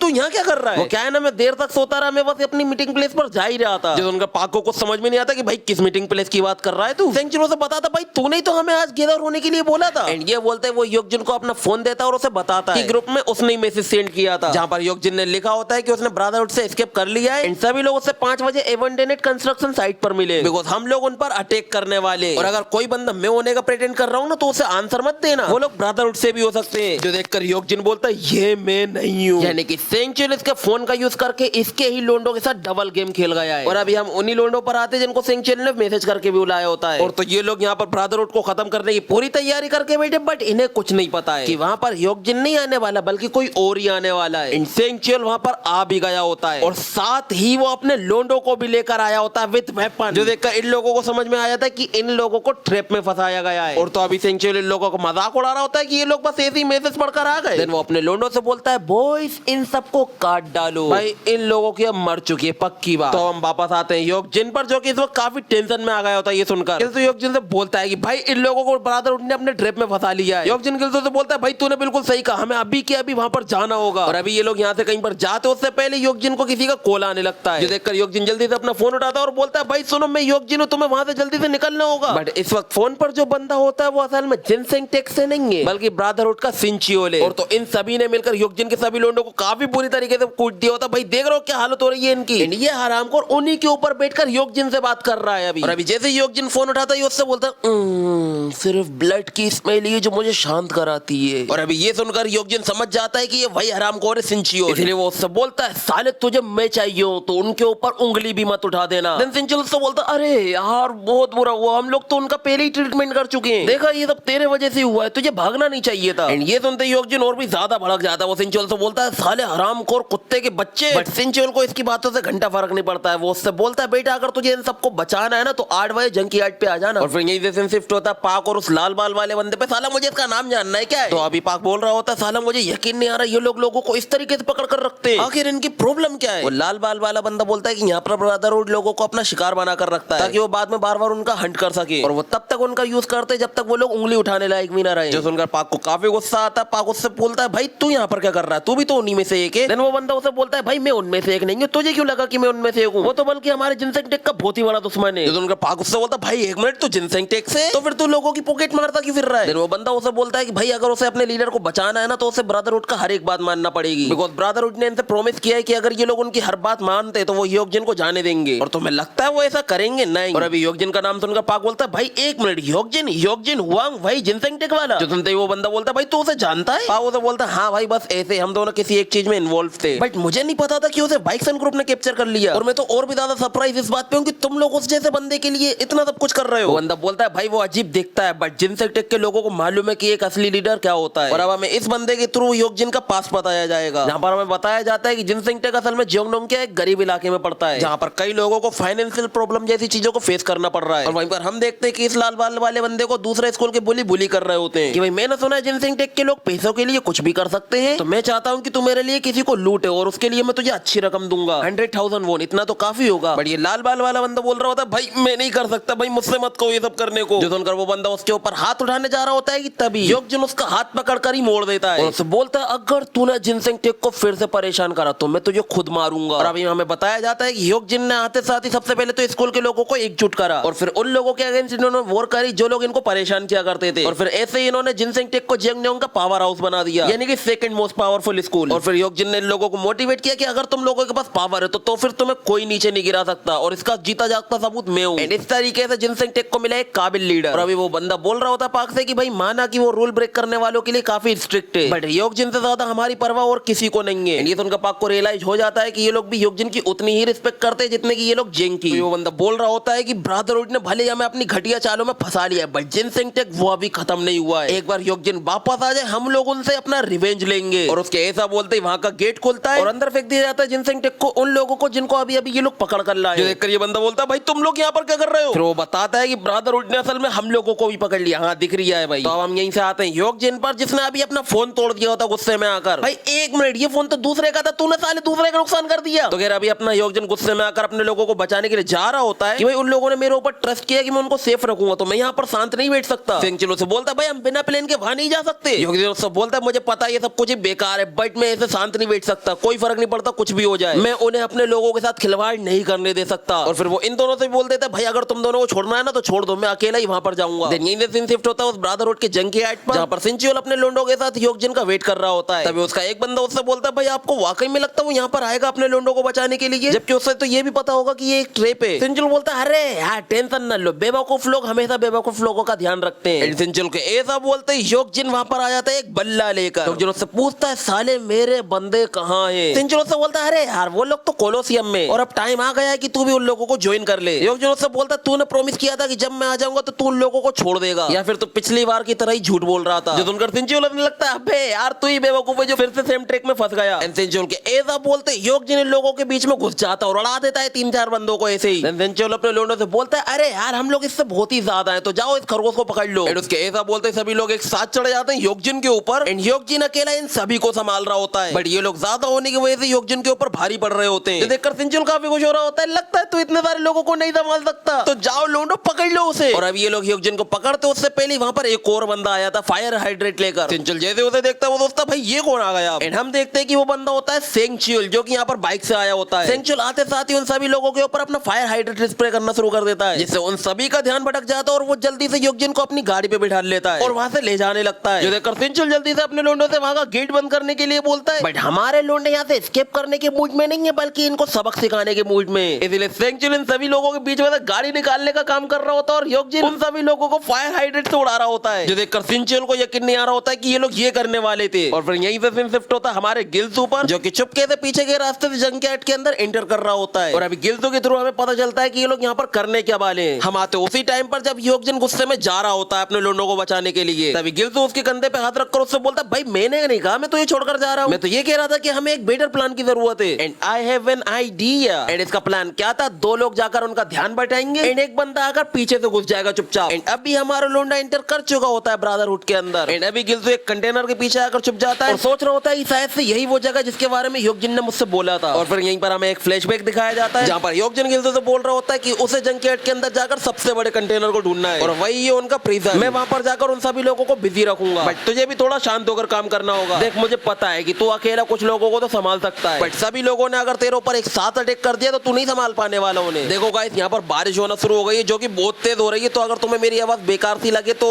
ब्लेम मत करना मुझे। वैसे तो मैं वॉइस को आइसोलेट कर दूंगा बट फिर भी। तो खैर अभी हम देखते हैं गिल्सू को जो कि अपने बैग में से कुछ निकाल रहा होता है एंड वो क्या है थोड़ा रुको अभी पता चल जाएगा। तो अभी दोनों ही लोंडे आपस में बातें कर रहे होते हैं और तभी वहां पर गिल्सू आ जाता है और वो कुछ ऐसी कंडीशन में आया होता है भाई देख रहे हो। देखो गिल्सू ने असल में अपने सर पर एक बोल्ट कैप लगाई होती है जो कि उसको उसके घर पर मिली थी एंड गिल्सू का असली प्लान ये था कि वो उन लोगों के जैसा होकर ही वहां पर घुसेगा। और अभी गिल्सू उन दोनों से बोल रहा होता है अरे भाई क्या हालचाल, ब्रदरहुड में आज की रात बड़ी सुहानी लग रही है ना। वो दोनों ही गिल्सू को देखकर बोल रहा होता है अबे चल क्या रहा है यहाँ पर, मुझे तो लगा था सभी गार्ड वहां पर योगजिन को पकड़ने के लिए गए। गिल्सू ने बहाना बनाते हुए बोलता है हाँ भाई बट वो फिर से फिसल गया और इसलिए मुझे कहा गया है कि मैं जिनसेंग टेक के एक बंदे को वहां पर लेकर जाऊं ताकि हम उसको फिर से फंसा सके। जो सुनकर वो दोनों ही उसे अंदर जाने की परमिशन दे देते हैं और तुम्हें लग रहा होगा कि गिल्सू का काम बन गया ना, एक बंदे को उसके ऊपर शक हो जाता है। अभी गिल्सू अंदर को जा ही रहा होता है तभी वो बंदा गिल्सू के कंधे पे हाथ रखकर उसको रोकने को बोलता है और उसे बोलता है तेरे पास सेल की नहीं होगी तो तुझे वहां पर मेरी जरूरत पड़ेगी। एंड गिल्सू से हाँ भाई मैं तो भूल ही गया था। और तो अभी गिल्सू की सांसें अटक गई थी बट उसका काम बन गया। तो अब गिल्सू उसके साथ जाने लगता और वो ये सोच रहा होता भाई ये जगह तो टायरोन के क्लब से भी ज्यादा बड़ी है और तुम जरा देख सकते हो उस बंदे के फेस को, उसका शक गिल्सू के ऊपर बैठ चुका है। वो बंदा गिल्सू से बोलता भाई मैंने तो यहाँ पर कभी नहीं देखा, नया है क्या? गिल्सू से बोलता हाँ भाई मैंने अभी ज्वाइन किया है। जो सुनकर वो बंदा बोलता अच्छा चल कोई ना, अगर तुझे किसी चीज की जरूरत पड़ती है तो बस मुझे बता दियो। बट वायदा वे तूने सुना है अभी जो YMGI से शिकार आया है? गिल्सू बोलता है नहीं मैंने ज्यादा कुछ नहीं सुना। वो बंदा बोलता है मैंने सुना है कि उसने हमारे आधे हंटर्स को तो ऐसे ही कूट डाला, वो तो लकीली जिनवान ने उसे पकड़ लिया। बट मुझे एक बात समझ में आ गई है कि YMGI के बंदे काफी स्ट्रॉन्ग है, जितना हम सोचते हैं उससे भी ज्यादा। और अभी जरा तुम इस बंदे का फेस देख सकते हो, ये गिल्सू को उकसाने का ट्राई कर रहा है। इधर तक हो गया कि गिल्सू जरूर YMGI से, बट गिल्सू उसका कुछ खास रिएक्शन होता नहीं है इसकी बात पर। वो फाइनली उस जगह पर पहुंच जाते हैं जहां पर उसने वो कैदियों को रखा होता है। और अभी वो बंदा वहां का गेट खोलते हुए गिल्सू से पूछ रहा होता है भाई एक बात बता तू कौन से ग्रुप से, ग्रुप 2 या 3? भाई फंस गया लोंडा, ऐसी चालों के बारे में मुझे बहुत अच्छे से पता है। ये वही चाल है कि भाई आप लड़के वालों की तरफ से या लड़की वालों की तरफ से, और अगर वो उन दोनों में से किसी एक को भी चिंता है तो सिर्फ एक ही जवाब आएगा साले ये बर्थडे पार्टी है। और अभी वो बंदा गिल्सू के ऊपर उसी ट्रिक का यूज कर रहा होता है जिस वजह से गिल्सू बोलता था भाई मैं ग्रुप 3 से हूँ 3 से। जो सुनते ही वो बंदा बोलता है अच्छा तो तू ग्रुप 3 से है। और अभी तुम देख सकते हो कि उसे कंफर्म हो गया कि गिल्सू यहाँ पर एक घुसपैठिया है। साला मुझे नहीं पता था ये हरामखोर इतना चालाक निकलेगा। और अभी गिल्सू जल्दी से अंदर घुसकर वहां पर किसी एक को ढूंढने लगता है और वो बंदा उससे बोलता है भाई तू बड़ी जल्दी में दिख रही है। सुनकर गिल्सू उससे बोलता हाँ भाई क्योंकि उन लोगों ने बोला है कि जितनी जल्दी हो सके एक हाथ को पकड़ कर लिया। देन वो बंदा अपने पास से एक हथौड़ा निकालते हुए बोलता है कि भाई मुझे नहीं लगता, मुझे लगता है कि तुझे इस बात की टेंशन है कि कहीं तेरा पर्दाफाश ना हो जाए। ये बोलते वो गिल्सू के ऊपर सीधा अपने हथौड़े से अटैक कर देता है और वो बोल रहा होता है कि तुझे साले ग्रुप 3 तो पिछले दिन हंट पर था तो तुझे पता होना चाहिए था YMGI के शिकार के बारे में। ये बोलते वो गिल्सू का टकला पकड़ लेता है और गिल्सू का टकला ही उसके हाथ में आ जाता है। और अभी वो बंदा उस बोल्ट कैप को देख ही रहा होता है कि तभी गिल्सू उसको एक ही गंदा वाला मुक्का मारकर उड़ा ही देता है। वो बंदा एक ही घुसन में में ढेर। और अब गिल्स उस बंदे से चाबी छीनता और वो यही बोल रहा होता है कि अब मुझे बस सबको उनके सेलों से बाहर निकालना है, बट आई होप कि मैं उनको बिना किसी की हेल्प के ढूंढ पाऊं। Then we back to the Hyukjin, जो कि इस वक्त सेंचुअल से बोल रहा होता भाई तू बहुत सही कर रहा है, बस ऐसे ही करता रहे। बट तभी उनके सामने कोई चेन्स बिछा देता है जिससे टकराकर इनकी बाइक पर लड़े आती है और ये दोनों ही जमीन पर गिर जाते हैं। एंड ये चेन बिछाई होती है एक जानवर ने, और वो जानवर होता है अपना गोकू, जिसके ऊपर इस वक्त क्रेटोस बनने का भूत सवार है। गोकू बोल रहा होता क्या बात है यार, आज तो मेरे हाथ में एक बड़ा शिकार आ गया एंड मैं तुम्हें फिर से नहीं निकलने दूंगा। ये बोलते ही वो सेंचुअल के ऊपर अपनी चेन फेंक कर मारता है, बट उसे ह्योकजिन आकर ब्लॉक कर लेता है जिससे सेंचुअल को कुछ नहीं होता है। और तो वो ह्योकजिन से बोलता है भाई तूने इसे ब्लॉक तो कर लिया, बट इससे दर्द तो पक्का हुआ होगा। ऐसा इसलिए बोल रहा होता है बिकॉज ह्योकजिन उसकी चेन्स को लपेट के वहीं पर खड़ा होता है जैसे उसको कुछ हुआ ही नहीं है। देखो गोकू से बोलता है तू क्या टफ बनने का एक्ट कर रहा है like a brave leader. Then Hyukjin उससे बोलता है बेटा मेरे पास तुझसे बकचोदी करने से भी ज्यादा बेहतर कुछ है। एंड ये बोलते ही वो गोकू की चेन पकड़कर उसको अपने पास खींच लेता है। देन वो गोकू का मुंह पकड़ता है और उसको जमीन में चिपका देता है और गोकू वहीं पर बेहोश ऐसा इसे लग रहा होता है। इसीलिए ह्योकजिन सेंचुअल को उठाता है और उसको वहां से ले जाने लगता है। और तो वो सेंचुअल से बोल रहा होता है कि इस बार मैं इस वॉर को पूरी तरीके से खत्म ही कर दूंगा। देन सेंचुअल ह्योकजिन से पूछता है कि तुझे लगता है कि गिल्सो हमारे प्लान के अकॉर्डिंग काम कर पाएगा। ह्योकजिन बोलता है हमारा काम बस थोड़ा टाइम बाय करने का था, एज वी प्रॉमिस, हमें बस उस पर भरोसा करना होगा। और ह्योकजिन के ऐसा बोलते हमें अब इनका पास दिखाया जाता है, यहाँ पर गिल्सो इन दोनों से बोल रहा होता है कि जब तक ये दोनों ब्रदरहुड को डिस्ट्रैक्ट करेंगे तब तक वो सभी के सेल्स को ढूंढकर उनको फ्री कर देगा। और ये काम होने के बाद हम उस कंटेनर के सामने मिलेंगे जहाँ पर तुझे पहले रखा गया था। देखो गिल्सो का ये प्लान असल में इसलिए था क्योंकि जिस कंटेनर के अंदर ह्योकजिन को उन लोगों ने पकड़ कर रखा था उस कंटेनर के अंदर से बहुत सारे वेपन्स जिसका ये लोग यूज कर सकते हैं, बिकॉज ब्रदरहुड वाले ईमानदारी से फाइट नहीं करते हैं। अभी जैसा गिल्सो ने कहा था ये दोनों उसी के अकॉर्डिंग उस कंटेनर के सामने आ गए होते, बट इन्हें वहां पर कोई भी नहीं मिलता है। जो देखकर सेंचुअल को काफी गुस्सा आने लगता है गिल्सो पर, कि साला बड़ा कॉन्फिडेंस होकर बात कर रहा था बट अपना काम ही नहीं कर पाया। अभी वहां पर गिल्सो का तो पता नहीं, बट वहां पर सिंचुअल आ गया होता अपनी पूरी गैंग के साथ, और साथ ही गोकू भी फिर से उठकर खड़ा हो गया था, वो भी फुल गुस्से में। सिंचुअल बोलता है बेटा मैं तेरे घटिया से गेम खेलते खेलते परेशान हो गया हूं, so boys get him. And सिंचुअल के ऐसा बोलते ही सभी लोग चढ़े आते हैं ह्योकजिन के ऊपर। तो वो ह्योकजिन के पास पहुंच पाते उससे पहले ही एक बंदा आकर उनके सामने से कार क्रॉस कर जाता है। और तभी हम देखते हैं ह्योकजिन के कुछ बंदों को जो कि वो गाड़ी लेकर आ रहे होते हैं जो लगेज उठाने में काम आती है। और तो ये लोग इस वक्त काफी गुस्से में होते बिकॉज़ इन्हें अपना रिवेंज जो लेना ब्रदरहुड से। और भाई ये सब देखकर सिंचुअल के पसीने छूट गए होते हैं, भाई ये तो हमारी मशीनें चला रहे हैं। और तो ह्योकजिन का एक बंदा इस वक्त गोकू के सामने क्रेन लेकर आ गया होता है जिसमें इस वक्त एक कार लटक रही होती है। देन वो बंदा गोकू से बोलता है I show you what happened when you mess with ginseng tech. और ये बोलते ही वो बंदा गोकू के ऊपर कार पटक देता है, बट लकीली गोकू उस कार से बच जाता है। और तभी ह्योकजिन के बाकी के लोग भी आ जाते हैं एक मिनी वैन में बैठकर। और तो वो ह्योकजिन से बोल रहे होते हैं आपको अकेले फाइट करने की जरूरत नहीं है लीडर, हम आपके साथ हैं। और उनकी ये बातें सुनकर ह्योकजिन उनसे काफी इंप्रेस्ड होता है। तभी वहां पर गिल्सो और पाक भी आ जाते हैं। गिल्सो पाक से सॉरी बोलता है बिकॉज़ उसे नहीं पता था कि प्रिजन सेल से इतने दूर होंगे। एंड पाक से चलो सबक सिखाते हैं इन कमीनों को। जो सुनकर ह्योकजिन बोलता है अरे क्यों नहीं, अब तो बराबरी की फाइट होगी। एंड इसी के साथ हमारे सभी लोंडे आपस में गैदर हो जाते हैं और हमें देखने के लिए मिलता है एक बहुत ही badass panel. And Hyukjin says let's the war begin. और इसी के साथ हमारे जिनसेंग टेक वाले और ब्रदरहुड वाले भिड़ जाते हैं आपस में बहुत ही गंदी तरीके से। और तो हम देख पा रहे होते हैं कि हमारे जिनसेंग टेक वालों का पल्ला भारी हो रहा होता है, वो लोग बहुत ही गंदी तरीके से पीट रहे होते ब्रदरहुड वालों को। और वहीं पर दो लोंडे खड़े होकर दूर से बोल रहे होते भाई हमने तो इन लोगों को बहुत ही गंदे तरीके से पीट दिया था इनके सेल्स में, तो साला ये लोग इतनी जल्दी रिकवर कैसे हो गए, हम लोगों ने ऑलमोस्ट जिनसेंग टेक को बस हरा ही दिया था। बट फॉर सम रीजन ह्योकजिन के खड़े होती उन्होंने अपनी पावर को रीगेन कर लिया। और अभी इन दोनों बंदों के ऐसा बोलते ह्योकजिन उन दोनों के पीछे से आकर उनका सर पकड़ता और उनसे बोलता है कि बेटा तुम जैसे लोग इस चीज को कभी नहीं समझ पाओगे, मिलियन ईयर्स में भी नहीं, और हाँ तुम लोग बिल्कुल भी क्यूट नहीं हो। ये बोलते ही ह्योकजिन दोनों का सर फोड़ देता है आपस में। तभी ह्योकजिन का एक बंदा वहां पर आकर उससे पूछता है क्या वो ठीक है। ह्योकजिन उससे बोलता है भाई मैं ठीक हूँ, बाकी के लोग कैसे हैं। वो ह्योकजिन को बताता है सब लोग अपना बेस दे रहे हैं और जो पल्ला है वो हमारी तरफ को भारी है because you give us hope that we can win this fight. तभी ह्योकजिन उसे बताता है कि अब भी हम में तो कुछ लोग मिसिंग है। ह्योकजिन उससे पूछता है कि सियोलबिन और चिनसियोक कहां है। फिर वो बंदा उसे बताता है कि हम लोगों को तो सेल्स में बंद कर दिया था और फिर कुछ लोगों को कहीं और लेकर चला गया था। जो सुनकर ह्योकजिन काफी शॉक्ड हो जाता है। दिन वो बंदा उसे बताता है कि मैंने सुना है कि उन लोगों को ब्रदरहुड के लीडर के पास ले जाया गया है, जिससे ह्योकजिन समझ जाता है कि ये जरूर नोमियोन चोई का काम है। और अभी हम उसी पर आते हैं। यहाँ पर नोमियोन चोई ने इन दोनों लोंडों की इतनी बुरी हालत कर दी होती है, और तो ये दोनों इसी के गैंग के मेंबर हैं, वही जिनके वजह से ह्योकजिन भाग गया था। बट अभी नोमियोन चोई इन दोनों के साथ ही वार्म अप कर रहा होता है, वो भी इनको वो कैप्सूल खिलाकर। और इस वक्त इन दोनों ने हद से ज्यादा ओवरडोज कर दिया होता है। देन ये दोनों ही नोमियोन चोई के ऊपर एक साथ अटैक करते हैं। बट नोमियोन वो इन दोनों को एक ही अटैक में उड़ा देता है। और अभी हम वहीं पर उन दोनों बंदों को भी देखते हैं जिनके बारे में ह्योकजिन पूछ रहा होता है। और तो उन्हें समझ में नहीं आ रहा होता कि साला ये आखिर खुद ही के लोगों को क्यों मार रहा है। और तो अभी नोमियोन उन दोनों से बोल रहा होता है कि सालो तुम लोग बहुत ही कमजोर हो जिस वजह से हमारा शिकार हमसे भाग गया। वो नोमियोन को सॉरी बोल रहे होते कि अब दोबारा ऐसा नहीं होगा। बट नोमियोन उसे इनके एक्सक्यूजेस नहीं सुनना है। नोमियोन उसका मुंह पकड़ता और पूरी कैप्सूल की बोतल ही खाली कर देता उसके मुंह में। और इतना सारा ओवरडोज करने के बाद वो बंदा ज़ॉम्बी बन जाता है। Then he attacks on Nomyeon and Nomyeon उसको एक ही अटैक में जमीन में गाड़ देता है और वो बंदा वहीं पर मर जाता है। जो देखकर सोल्विन और सेंचियोक को भी यकीन नहीं आ रहा होता है। और अभी नोमियन बोल रहा होता है इन लोगों को कितना भी ड्रग्स दे दो ये हमेशा वीक ही रहेंगे, इसीलिए इनमें इतना मजा नहीं। बट आई वंडर कि तुम जिनसे टेक वालो इनसे काफी अलग हो गए। देन हम यहीं से वापस आते हैं योगजिन पर, जिसने अभी एक बंदे को उसकी कॉलर बोन से पकड़ा होता है और उस बंदे को इतना दर्द होता है कि वो रोना शुरू कर देता है। अभी योगजिन उससे पूछ रहा होता है मुझे बता तेरा बॉस कहाँ है। देन वो रोते रोते होते बताता है कि भाई वो लोग जंकेट के अंदर वाले कंटेनर के अंदर है। जो सुनता है योगजिन उसको फिर फेंक देता है कि अब तेरा कोई काम नहीं। फिर योगजिन जाने लगता है नोमियन के पास, बट तभी वहां पर गोकू आकर उसके एक पैर को अपने चेन से जकड़ लेता है। गोकू उससे बोलता है बेटा I never lost my target, अब मेरी बारी है तुझे सुलाने की। और ये बोलते ही वो फिर योगजिन को अपनी तरफ खींचना शुरू कर देता है। और तभी वहां पर पाक आकर उसकी चेन को अपनी पैर से रोक देता है और उसे बोलता है बेटा तेरा और मेरा हिसाब अभी बाकी है। जो सुनकर गोकू पाक का मजाक उड़ाते उससे बोलता है साले मुझे तेरे ऐसे लूजर में कोई इंटरेस्ट नहीं है। जो सुनते ही पाक सीधा गोकू के मुंह पे लात दे मारता है, जिसे गोकू ब्लॉक कर लेता है हंसते हुए वो भी। एंड मौके का फायदा उठाते योगजिन वहां से निकल लेता है, बिकॉज़ उसे जल्द से जल्द अपने दोनों लोंडों को बचाना है। और अभी योगजिन को जाता वो देखकर गिल्सू उससे पूछता है कि वो कहाँ जा रहा है। योगजिन उसे बताता है कि उसके कुछ लोंडों को उनके बॉस के पास रखा गया है। और अभी ये दोनों यहाँ से कहीं जाते उससे पहले वहाँ पर सिंचियोल आ जाता है और साथ ही वो योगजिन के 2-3 लोंडों को भी लेकर आया तो अच्छी खासी कुटाई कर उनकी। और अभी सिंचियोल हमारे दोनों लोंडों से बोलता है कि यहाँ पर तुम दोनों की मैं कबर खोदूंगा। एंड गिल्सू योगजिन से बोलता है तू जा इसे मैं संभालता हूँ। और अभी ये देखकर सिंचियोल इन दोनों के ऊपर अटैक कर देता है कि सालों तुम लोग कहीं नहीं जाने वाले। बट गिल्सू वो उसे रोक लेता और हमें इन दोनों का बहुत ही तगड़ा वाला पंच क्लेश देखने को मिलता है, यानी पंचिस क्लेश देखने को मिलता है, नोट पंच क्लेश। सिंचियोल गिल्सू से बोलता है साले मैं इस वक्त बहुत ही खराब मूड में हूँ तो रेडी हो जा। देन गिल्सू सेज या बिच आई वाज बोर्न रेडी। ये बोलते ही गिल्सू सिंचियोल के ऊपर सीधा एक पंच थ्रो करता है, बट सिंचियोल उसके उस पंच को अपने एक हाथ से पकड़ता है और उसका सर पकड़कर उसके मुंह पे नीचे मारता है। एंड इस टाइम पे मैं डेफिनेटली कह सकता हूँ कि इसने वो कैप्सूल्स खाए, जरा इसकी आंखें देखो। सिंचियोल एक स्माइल देता और फिर वो गिल्सू का कुत्ता बना देता है। वो गिल्सू के ऊपर एक के बाद एक लात घुसन लात मारी जा रहा होता है और मजा आ रहा होता है उस लोड़ू को। और अभी वो गिल्सू के ऊपर एक गंदा वाला पंच लैंड करता है और गिल्सू को उड़ा ही देता है। और तो अभी गिल्सू की हालत खराब हो गई होती है। गिल्सू अपने मन में सोच रहा होता है साला कितना स्ट्रॉन्ग है ये, साला इसके पंचेस और इसकी स्पीड बहुत ही ज्यादा फास्ट है। बट मैं तुम्हें बता दूं कि ये गिल्सू पुराना वाला गिल्सू नहीं रहा है, ये बदल चुका है। इसीलिए गिल्सू फाइट बैक करने का ट्राई करता है और जरा तुम देखो वो सामने वाला लोड़ू ओरा फार्मिंग कर रहा है। भाई लोंडे ने अपने दोनों हाथों को जेब में डाल लिया होता है जैसे गिल्सू उसके लिए कोई थ्रेट ही नहीं है। और अभी गिल्सू जैसे उसके पास आता है वो उसके मुंह पे 2-3 घुसंडे मारता है, वो भी गंदे वाले। देन वो गिल्सू के ऊपर एक पावरफुल पंच मारता है और उसको फिर से उड़ा देता है। भाई ये बंदा गिल्सू के साथ मजे कर रहा है और अभी ये गिल्सू का मजाक उड़ा रहा होता है कि साले क्या हुआ, अभी तो तू बोल रहा था आई वाज बोर्न रेडी, तो मुझे दिखा तू क्या कर सकता है। और अभी जो गिल्सू ने पंच खाया होता है वो खाने के बाद गिल्सू की कुछ ऐसी हालत हो गई होती है। और अभी ये बंदा गिल्सू के पास आया तो और गिल्सू ये सोच रहा था भाई इस बंदे को हराना क्या इम्पॉसिबल है। और अभी सिंचियोल गिल्सू की आंखों में देख रहा होता है और उससे बोलता है कि तेरी आंखों में देखकर साला मुझे रियलाइज ही नहीं हो कि तू तो मेरे टाइप का बंदा है। ओह हेल ना भाई सिंचियोल क्या क्या कहना चाह रहा है भाई तू। तो खैर अभी सिंचियोल के सामने गिल्सू एक लूजर की तरह पड़ा होता है और उसको गिल्सू नजर आ रहा होता है जो कि पास्ट में लूजर हुआ करता था। इसीलिए वो गिल्सू से बोलता है कि तू अपने स्कूल टाइम में एक लूजर हुआ करता था और लोगों से काफी बुली भी हुआ करता होगा। जो सुनते ही गिल्सू शॉक्ड हो जाता है कि भाई इसे कैसे पता। और गिल्सू का ऐसा रिएक्शन देखकर सिंचियोल समझ जाता है कि यही बात है। इसीलिए वो गिल्सू से हंसते हुए पूछता है क्या तूने ये फाइट अपने पास्ट को इरेज करने के लिए सीखी है? ना तू मुझे इस तरह से बेवकूफ नहीं बना सकता,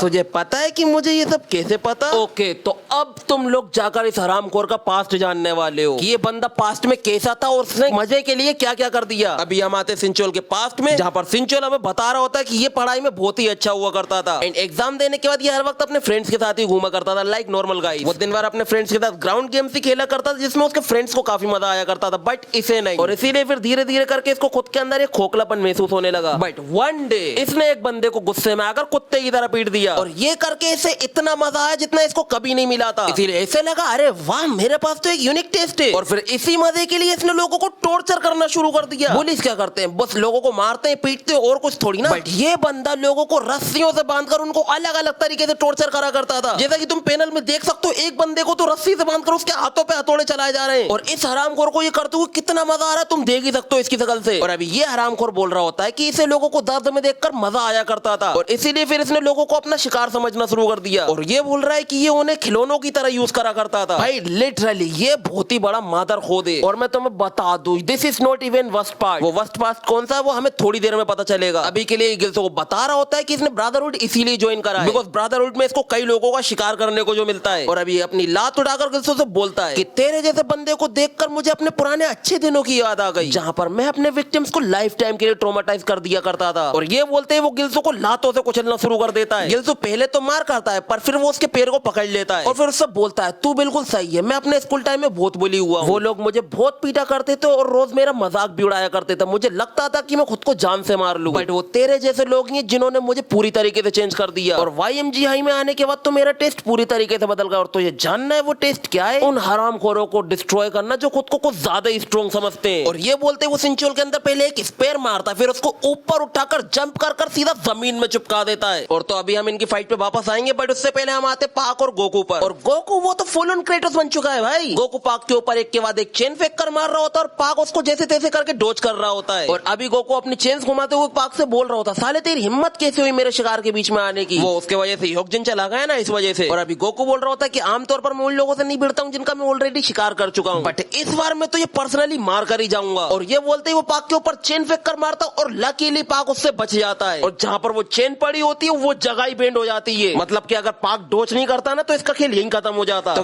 अब पाक समझ चुका है कि अब अगर उसको इससे फाइट करना है तो वेपन की जरूरत तो लगेगी। और उसके बगल में ही 2 हैमर पड़े होते हैं जिसे वो उठा लेता है। और तो अपने मन में बोल रहा होता है कि मैंने रूनावेस लोगों के साथ काफी टाइम स्पेंड करा है, इसीलिए वेपन का यूज करना मुझे भी आता है। और ये बोलते ही पाक अपने दोनों हथौड़े उठाकर गोकू के ऊपर अटैक करने जाने लगता है, बट गोकू वो तो उससे बोलता है अबे अब तो तुझे हराना और भी ज्यादा इजी हो गया। और ये बोलते ही वो अपनी चेन से पाक का एक हथौड़ा पकड़ लेता है। एंड पाक उसे यही तो चाहिए था। जिस हथौड़े से गोकू की चेन बंदी होती, पाक उस हथौड़े को जमीन पर रखता और दूसरे हथौड़े से उसको सीधा जमीन में गाड़ देता, वो भी एक ही अटैक में। और इससे होता क्या है, गोकू अपनी चेन्स का यूज नहीं कर पाता। और ना भाई मुझे यकीन नहीं आ रहा, गोकू इतना वीक हो गया कि वो एक चेन तक नहीं खींच पा रहा। तो फिर अभी इसी का फायदा उठाकर पाक अपने दूसरे हथौड़े से चढ़ जाता है गोकू के ऊपर। उससे बोल रहा होता है कि तू तो गया एनीमे नर्ड, साले बहुत सारी वाले, मैं भी एक एनीमे नर्ड हूं और जो ये वीडियो देख रहा है ना वो भी एनीमे नर्ड ही है। और इसीलिए गोकू अब इससे इस बात का रिवेंज लेता है। गोकू गुस्से में आकर अपनी चेन फेंकता है और आकर सीधा पाक को दबोच लेता है, जिससे उसका हथौड़ा भी गिर जाता है। और तो उससे बोल रहा होता है बेटा तुझे संभालने के लिए मुझे किसी वेपन की जरूरत नहीं है, मेरे हाथ ही काफी है। बिल्कुल सही कहा गोकू, हमें पता है तू सही बोल रहा है। और अभी गोकू पूरे गुस्से में आकर एक पंच प्रेपर करता और उसको जैसे ही पाक पर हिट करता पाक उसको डोज कर लेता है, जिससे वो पंच जो है सीधा जमीन पर लैंड होता है। और वो जमीन वो तो हिली जाती है भाई, देख रहा हूँ, मतलब अब जाकर हमारा लोंडा सीरियस हो रहा है। तो खैर अभी पाक खुद से बोल रहा होता है कि अब उसके पास कोई और चॉइस है ही नहीं, अब उसे वो चीज ट्राई करनी ही पड़ेगी। और वो किस चीज की बात कर रहा है हम ये जानेंगे एक फ्लैशबैक के थ्रू, जहाँ पर पाक अकेले ही ट्रेनिंग कर रहा होता है। वहाँ पर सियोंग आकर उससे पूछता है भाई तू यहाँ अकेले ट्रेनिंग क्यों कर रहा है, तेरे साथ तेरे फ्रेंड्स क्यों नहीं है? पाक उससे बोलता है ग्रेपलिंग और टचिंग मेरे टाइप की चीजें नहीं है, इसीलिए मैं यहाँ अकेले ही ट्रेनिंग कर रहा हूँ। जो सुनकर सियोंग उससे बोलता है ठीक है भाई, तुझे खुद को ऐसी चीज में पुश करने की जरूरत नहीं है जिसमें तेरा इंटरेस्ट ही ना हो, but your attacks are too predictable. जो सुनकर पाक को कुछ समझ में नहीं आता, देन सियोंग उसको समझाता है कि अगर तू अपने आप के अंदर चेंजेस नहीं करता है तो तेरा अपोनेंट तुझे इजीली हरा देगा। और इसीलिए फिर पाक ने फेंट मूव्स की प्रैक्टिस करना शुरू कर दिया। और अभी वो यहाँ पर वही यूज करने वाला है। और जिन्हें नहीं पता है फेंट मूव क्या होता है तो मैं तुम्हें बता दूं कि तुम एक तरह से उनको इनविंसिबल अटैक बोल सकते हो, बट वो वैसे होते नहीं है। बिकॉज फेंट मूव के अंदर क्या होता है, आप दिखाते कुछ और हो और करते कुछ और हो। जैसे कि मैं किसी में दिखाऊं कि मैं उसको मुक्का मार रहा हूं और एकदम से फिर मैं उसको लात मार दूं, तो उसे बोलते हैं फेंट मूव। और भी एक दो चीजें और इन मूव्स के अंदर जुड़ती हैं। और अभी पाक गोकू को दिखा रहा होता है कि वो उसके ऊपर एक स्ट्रेट किक मारने जा रहा है, जो देखते ही गोकू रेडी हो जाता है उसको ब्लॉक करने के लिए। बट एंड मोमेंट पर पाक उसकी रोटेशन ही चेंज कर देता है और सीधा उसके मुंह पे लात दे मारता है। और एक ही किक में उसका थोबड़ा ही टूट जाता है। और ये किक उसने भी एक्सपेक्ट नहीं करी थी। और अभी पाक सियोंग को थैंक्स बोल रहा होता है बिकॉज उसी की वजह से इस किक की इसने प्रैक्टिस की है। और अभी पाक उसी मूव से गोकू का कुत्ता बनाना शुरू कर देता है। गोकू रिटेलिएट करने का ट्राई करता है बट वो उसके काम नहीं आता है। पाक उसके पंच से नीचे झुकता है और उससे बोलता है hey check my combat power again. And ये बोलते पाक उसके मुंह पे एक बहुत ही सेक्सी किक मारता है, जिससे गोकू का सीधा थोबड़ा ही टूट जाता है। And Goku finished. और अभी पाक बोल रहा होता है एंड में बस ट्रू विनर्स ही जीतते हैं। और अब हम यहीं से वापस आते हैं गिल्सो और सिंचुअल की फाइट पर, जहां पर गिल्सो सिंचुअल को जमीन पर पटकने वाला होता है, बट तभी सिंचुअल गिल्सो का मुंह पकड़ता है और उसको ही जमीन पर पटक देता है। भाई मुझे समझ में नहीं आ रहा आखिर इसने ये करा कैसे। और अभी सिंचुअल गिल्सो तो बोलता है बहुत बढ़िया, मुझे तेरे जैसे लूजर्स को उनकी औकात दिखाने में बड़ा मजा आता है। और अभी गिल्सो यही सोच रहा होता है भाई ये इतना स्ट्रॉन्ग क्यों है। और अभी गिल्सो सिंचुअल से बोल रहा होता है बेटा टेंशन न ले, मैं तुझे दिखाऊंगा कि इस दर्द की दुनिया में जीना कैसा होता है। और गिल्सो के ऐसा बोलते ही सिंचुअल बजा देता है उसको। देन सिंचुअल गिल्सो के बाल पकड़कर उठाकर उसको बोलता है अच्छा तू मुझे दिखाएगा तो चल दिखा, बट पहले ये तो बता इतनी मार खाने के बाद तू आखिर मुझे दिखाने क्या वाला है। और ये बोलते वो गिल्सो को एक ही घुसन में फिर से घुसा देता है गाड़ियों के अंदर। भाई ये बंदा गिल्सो की मारे जा रहा है और हमारा गिल्सो कुछ कर ही नहीं पा रहा है। और सिंचुअल वो फिर से अपनी जेब में हाथ डाल लेता है एंड ओरा फार्मिंग करता है, वो गिल्सो के पास जा रहा होता है। और तो उससे बोल रहा था साले तू बहुत हवा में उड़ रहा है, मुझे पता है कि तेरे जैसे लोगों की अकल ठिकाने कैसे लाई जाए। बिकॉज कुछ साल पहले तेरे जैसा एक बंदा हुआ करता था, वो था तो बहुत ही बड़ा वीकलिंग बट उसका ईगो वो उससे बहुत ही ज्यादा बड़ा था। उस साले को लगता था कि वो दूसरे वीकलिंग्स के लिए खड़ा हो सकता है, इसीलिए फिर मैंने उसको उसकी औकात दिखा दी। मैंने उसकी जिंदगी का हर एक दिन उसके लिए नर्क से भी ज्यादा बदतर बना दिया। बट पता है क्या, उसका वो बड़ा ईगो वो फिर बीच में आ गया, जिसकी वजह से वो गिव अप ही नहीं करना चाह रहा था और फिर से फाइट बैक करने लगा। और इसीलिए मैं नहीं चाहता था कि ये फिर से हो। So I crushed him and humiliated him in front front of the whole school. भाई देख रहे हो तुम लोग, इस हरामखोर ने उस बंदे को नंगा करके पूरे स्कूल के सामने लटका दिया और साथ ही उसके गले में एक बोर्ड भी डाल दिया और लिख दिया उस पर कि मैं एक घटिया इंसान हूँ। भाई मुझे समझ में नहीं आ रहा टीचर्स कहाँ है, प्रिंसिपल कहाँ है। भाई ये इंसिडेंट पूरे स्कूल के सामने किया गया और कोई कुछ कह ही नहीं रही है, ना टीचर्स आए ना कुछ भी आए। और अभी ये बोल रहा होता है कि उसके इतना करने के बाद भी उसकी आंखों में डर का नामो निशान नहीं दिखा। ऐसा लग रहा था कि मानो वो अंदर से पूरी तरीके से खोखला हो गया हो। और एंड तक ये तो और भी ज्यादा मजेदार हो गया था। जो सुनकर गिल्स उससे पूछता है आखिर क्या हुआ था एंड में। सिंचोल उसे बताता है कि उस लूजर ने एक लेटर लिखा और सुसाइड कर ली, बट लकीली किसी और के वो लेटर मिलने से पहले वो मुझे मिल गया। और इस कहानी से क्या सीख मिलती है, तो जैसे लूजर्स को किसी न किसी को सबक सिखाना चाहिए। तो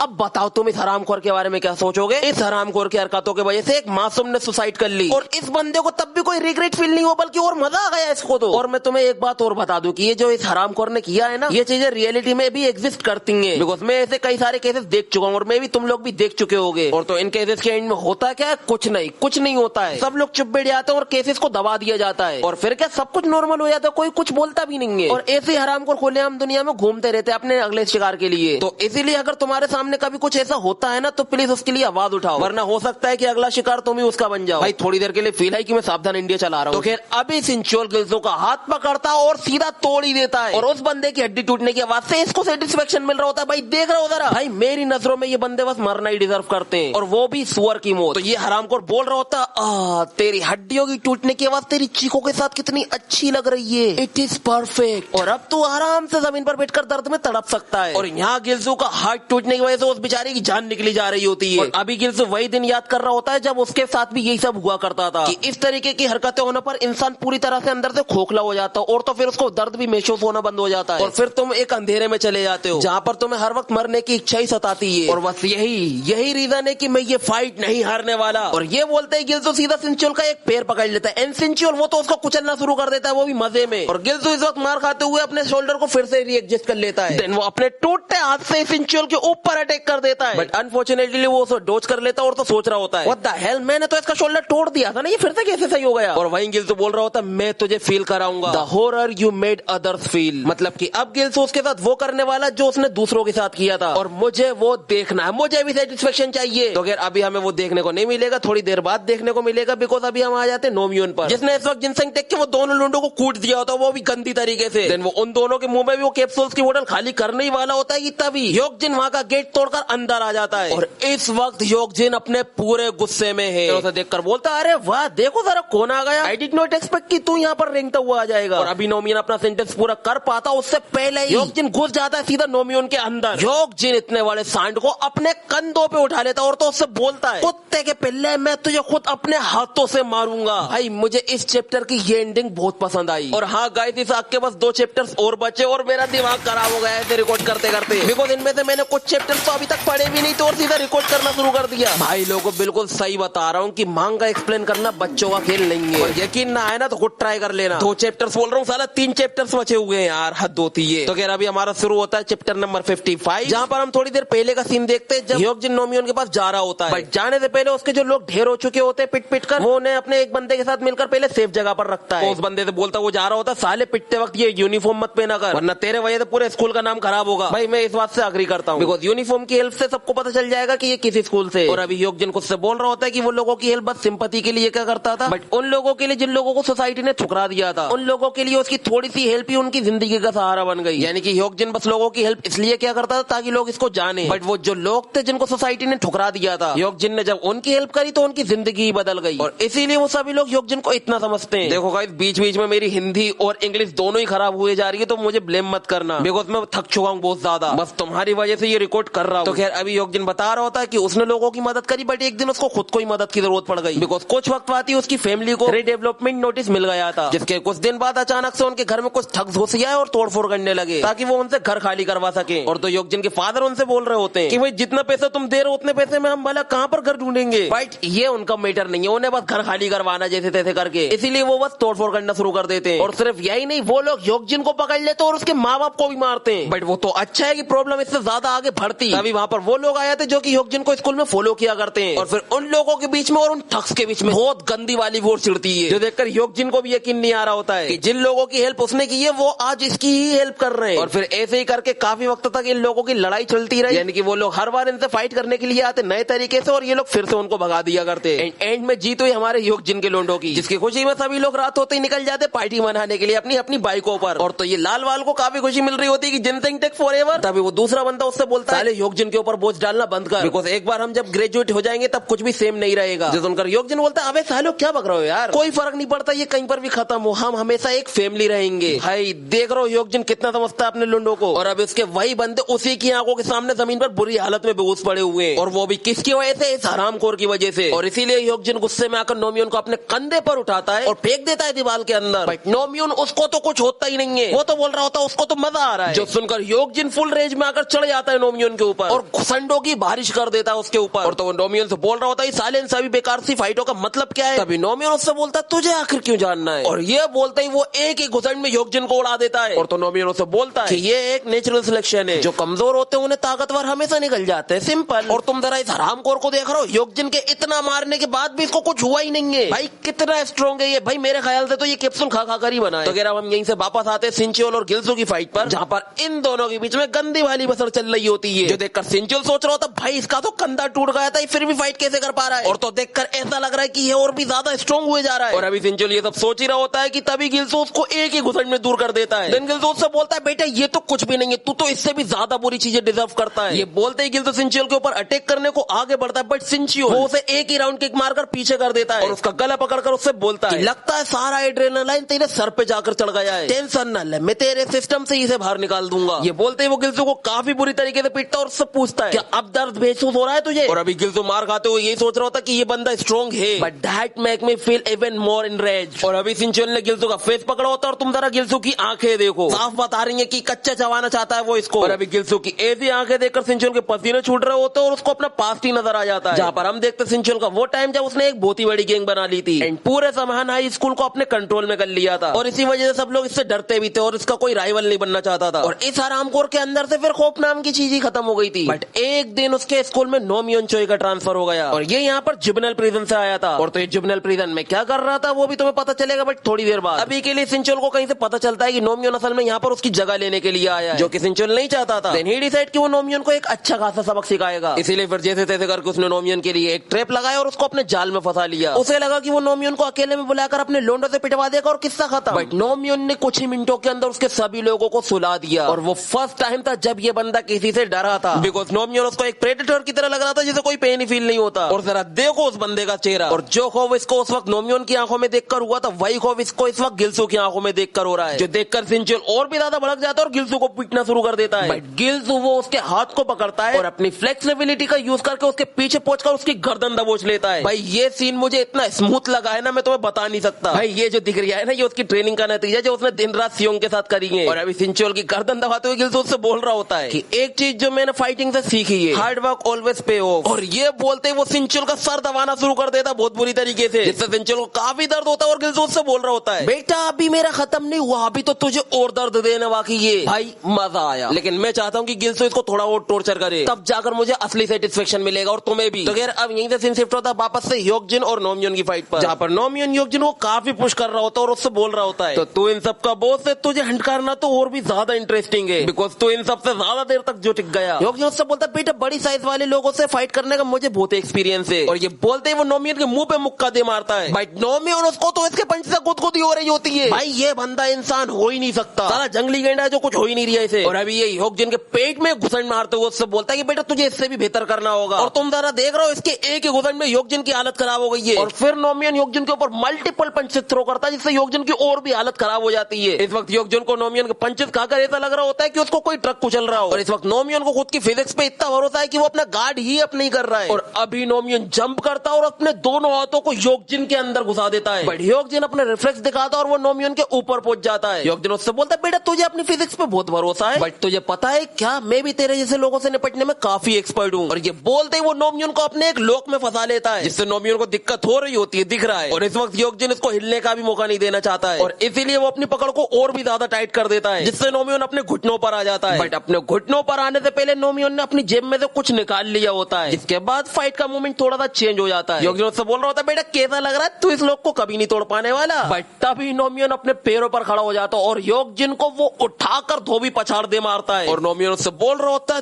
तूने मुझे ड्रग लेने पर मजबूर कर दिया, हरामखोर। और जरा तुम योगजिन की हालत देख रहे हो कितनी खराब हो गई है। और अभी नोमियन के पास से वो कैप्सूल्स की बोतल नीचे गिरती है और जरा तुम देख रहे हो कितने सारे कैप्सूल लेकर घूम रहा है आराम को। और अभी नोमियन अपने पूरे रेज मोड में आकर योगजिन से बोल रहा होता है, चल इस फाइट को एक ही बार में खत्म कर देते हैं। और ये बोलते ही वो योगजिन के ऊपर एक पावरफुल पंच लैंड करता है, बट एंड मोमेंट पर योगजिन उससे बच जाता है। नोमियन उसके ऊपर अटैक करने को आगे बढ़ता है और नोमियन इतना फास्ट होता है कि वो एकदम से गायब होकर उसके सीधे सामने आ जाता है और योगजिन के मुंह पे मुक्का दे मारता है। और तो नोमियन बस यही नहीं रुकता, वो योगजिन को एक के बाद एक घुसंड मार ही जा रहा होता है। नोमियन योगजिन को हिलने तक का मौका नहीं देता है। नोमियन योगजिन को इतना गंदा कूटता है कि योगजिन ऑलमोस्ट अनकॉन्शियस हो ही जाता है। नोमियन योगजिन से बोलता है, तेरे जैसे वीकलिंग ये कभी नहीं समझ पाएंगे what is the pure Joy that power brings. और फिर यहीं से हमें नोमियन के पास्ट के बारे में बताया जाता है। जब नोमियन बच्चा था तब उसकी फैमिली रशिया से आकर सीधा कोरिया में सेटल हो गई थी ताकि वो लोग एक अच्छी लाइफ जी सके। और तो इसकी फैमिली इतनी गरीब थी कि जब ये लोग कोरिया में आए थे तब विंटर सीजन चल रहा था और इसकी फैमिली के पास ठंड से बचने तक का कोई इंतजाम नहीं था। और तो बस एक हीटर ही था जो कि ये सिर्फ तभी ऑन कर सकते थे जब इनका बाप घर पर आ जाए। और तभी उसका बाप घर पर आ जाता, खाना वाना लेकर नहीं बल्कि दारू की बोतलें लेकर, और साथ ही अच्छी खासी घटक कर भी आया होता है। और तो अपनी बीवी पे ब्लेम करने लगता है, साली मैं वहां पर काम कर रहा हूँ और तू घर पर बैठे बैठे कुछ भी नहीं कर रही है। देन वो अपना सारा गुस्सा आकर अपनी बीवी पे उतारने लगता है। वो अपनी वाइफ को काफी बुरी तरीके से पीटता है, साथ ही शराब की बोतलें तक उसके ऊपर फोड़ देता है। लेकिन नोमियन अपने बाप को काफी रोकने का ट्राई करता है बट उसका बाप नहीं रुकता है। और तो ये सब कुछ वक्त तक और चलता है जिसके वजह से इसकी माँ फिर घर छोड़कर चली जाती है, वो भी अपने बेटे को उस जल्लाद के हवाले छोड़कर। और जब नोमियन के बाप को ये पता चलता है कि उसकी वाइफ घर छोड़कर चली गई है तो वो नोमियन को कूट देता है कि साले तूने रोकने का ट्राई क्यों नहीं किया। देन नोमियन का बाप अपना बेल्ट निकालता है और नोमियन से हंसते को बोलता है, नोमियन डैडी के साथ हंटर हंटर खेलोगे ना।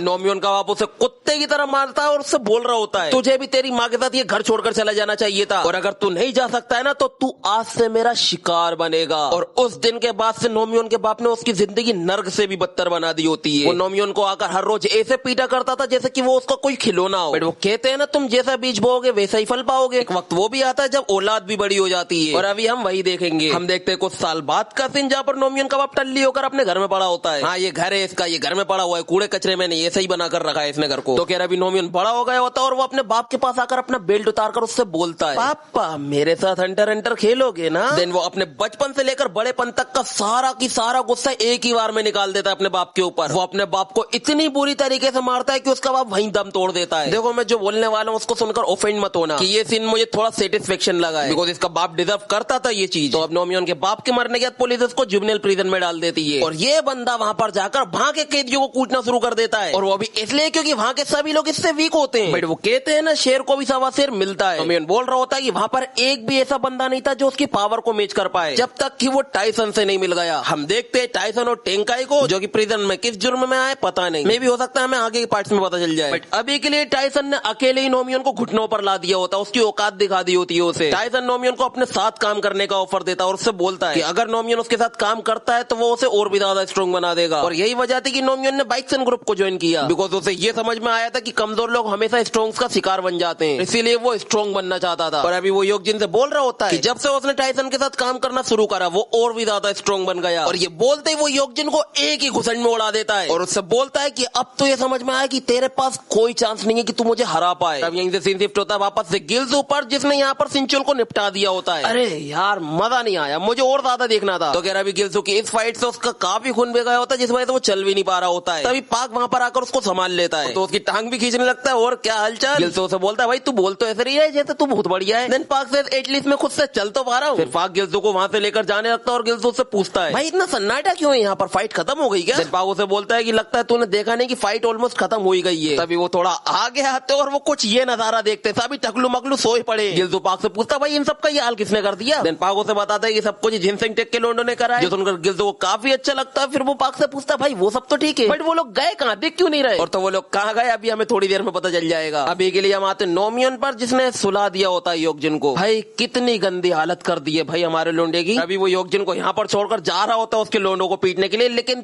तभी योगजिन फिर से अपने पैरों पर खड़ा हो जाता है जो देखकर नोमियन फिर उसका मजाक उड़ाना शुरू कर देता है कि भाई मरे हुए को और मैं कितना मारूंगा, मजा भी नहीं आएगा मुझे। योगजिन उससे बोलता है कि तू साले हरामखोर लोगों को बस इसलिए मारता ताकि तू अपनी ताकत दिखा सके। दैट्स व्हाई कि जिनसेंग टेक तेरे जैसे लोगों से तो कभी नहीं हारने वाली। ये बोलते ही योगजिन नोमियन के ऊपर अटैक करने को आगे बढ़ता है एंड नोमियन उसको एक ही लात में दूर उड़ा देता है और उससे बोलता है जिनसेंग टेक YMG हाई तक पहुंचने के लिए बस एक स्टेप ही था और अब मैं एंटायर जोंगन्योंग को कॉन्क्यूर करने वाला हूँ। देन मैं बाइक्सन ग्रुप को भी अपने पैरों तले दबा दूंगा। भाई सुन लिया, ये हरामखोर किसी का मीत नहीं होने वाला। और अभी ये बातें बोलते बोलते हुए वो योगजिन को कुचलना शुरू कर देता है और इस वक्त योगजिन पिटते हुए अपने दोनों मेंबर्स को देख रहा होता है और खुद ही को ब्लेम कर रहा होता है इन सब के लिए। और तभी नोमियन वो गेट उठा लेता है जो थोड़ी देर पहले योगजिन ने तोड़ा होता है और योगजिन से बोल रहा होता है कि मैंने तुझे ब्रेक दिया था आराम करने के लिए, बट तू तो आराम ही नहीं करना चाहता और इसलिए अब मैं ये करूंगा कि तू फाइट ही ना कर पाए। ये बोलते ही नोमियन योगजिन को वो गेट मारने जा रहा होता है, वो भी खड़ा। और यहाँ योगजिन अपने सभी लोगों को सॉरी बोल रहा होता है कि आई एम सॉरी गाइस कि मैं इतना स्ट्रॉन्ग नहीं था कि मैं तुम सबको प्रोटेक्ट कर सकूं। भाई देख रहा हूँ इस बंदे को इस टाइम पर भी अपने लोगों की पड़ी है और इसे ही कहते हैं ट्रू लीडर। तो अभी नोमियन योगजिन में वो गेट मारे उससे पहले योगजिन के सभी लोंडे आ जाते हैं और चढ़ जाते हैं नोमियन के ऊपर, जो देखकर खुद योगजिन को भी यकीन नहीं आ रहा होता है कि उसके लोंडे उसे बचाने के लिए आए। और यहाँ पर अभी सभी की सभी नोमियन से झूम गए होते हैं और नोमियन वो सभी को उड़ा रहा होता है। अभी नोमियन यही बोल रहा होता है कि उसे सिंचुअल पे भरोसा नहीं करना चाहिए था बिकॉज उसकी वजह से ये सब की सब छूट गए। तभी जिनसेंग टेक के लोंडे नोमियन को बताते हैं इन लोगों ने मिलकर इसके सभी लोंडों को कोट दिया और कुछ तो फाइट करे बिना ही भाग गए, जो सुनकर खुद नोमियन को यकीन नहीं आ रहा होता है कि उसके लोग उसी को छोड़कर भाग गए। तभी योगजिन उसके पीछे से उठता हुआ बोलता है देख लिया तूने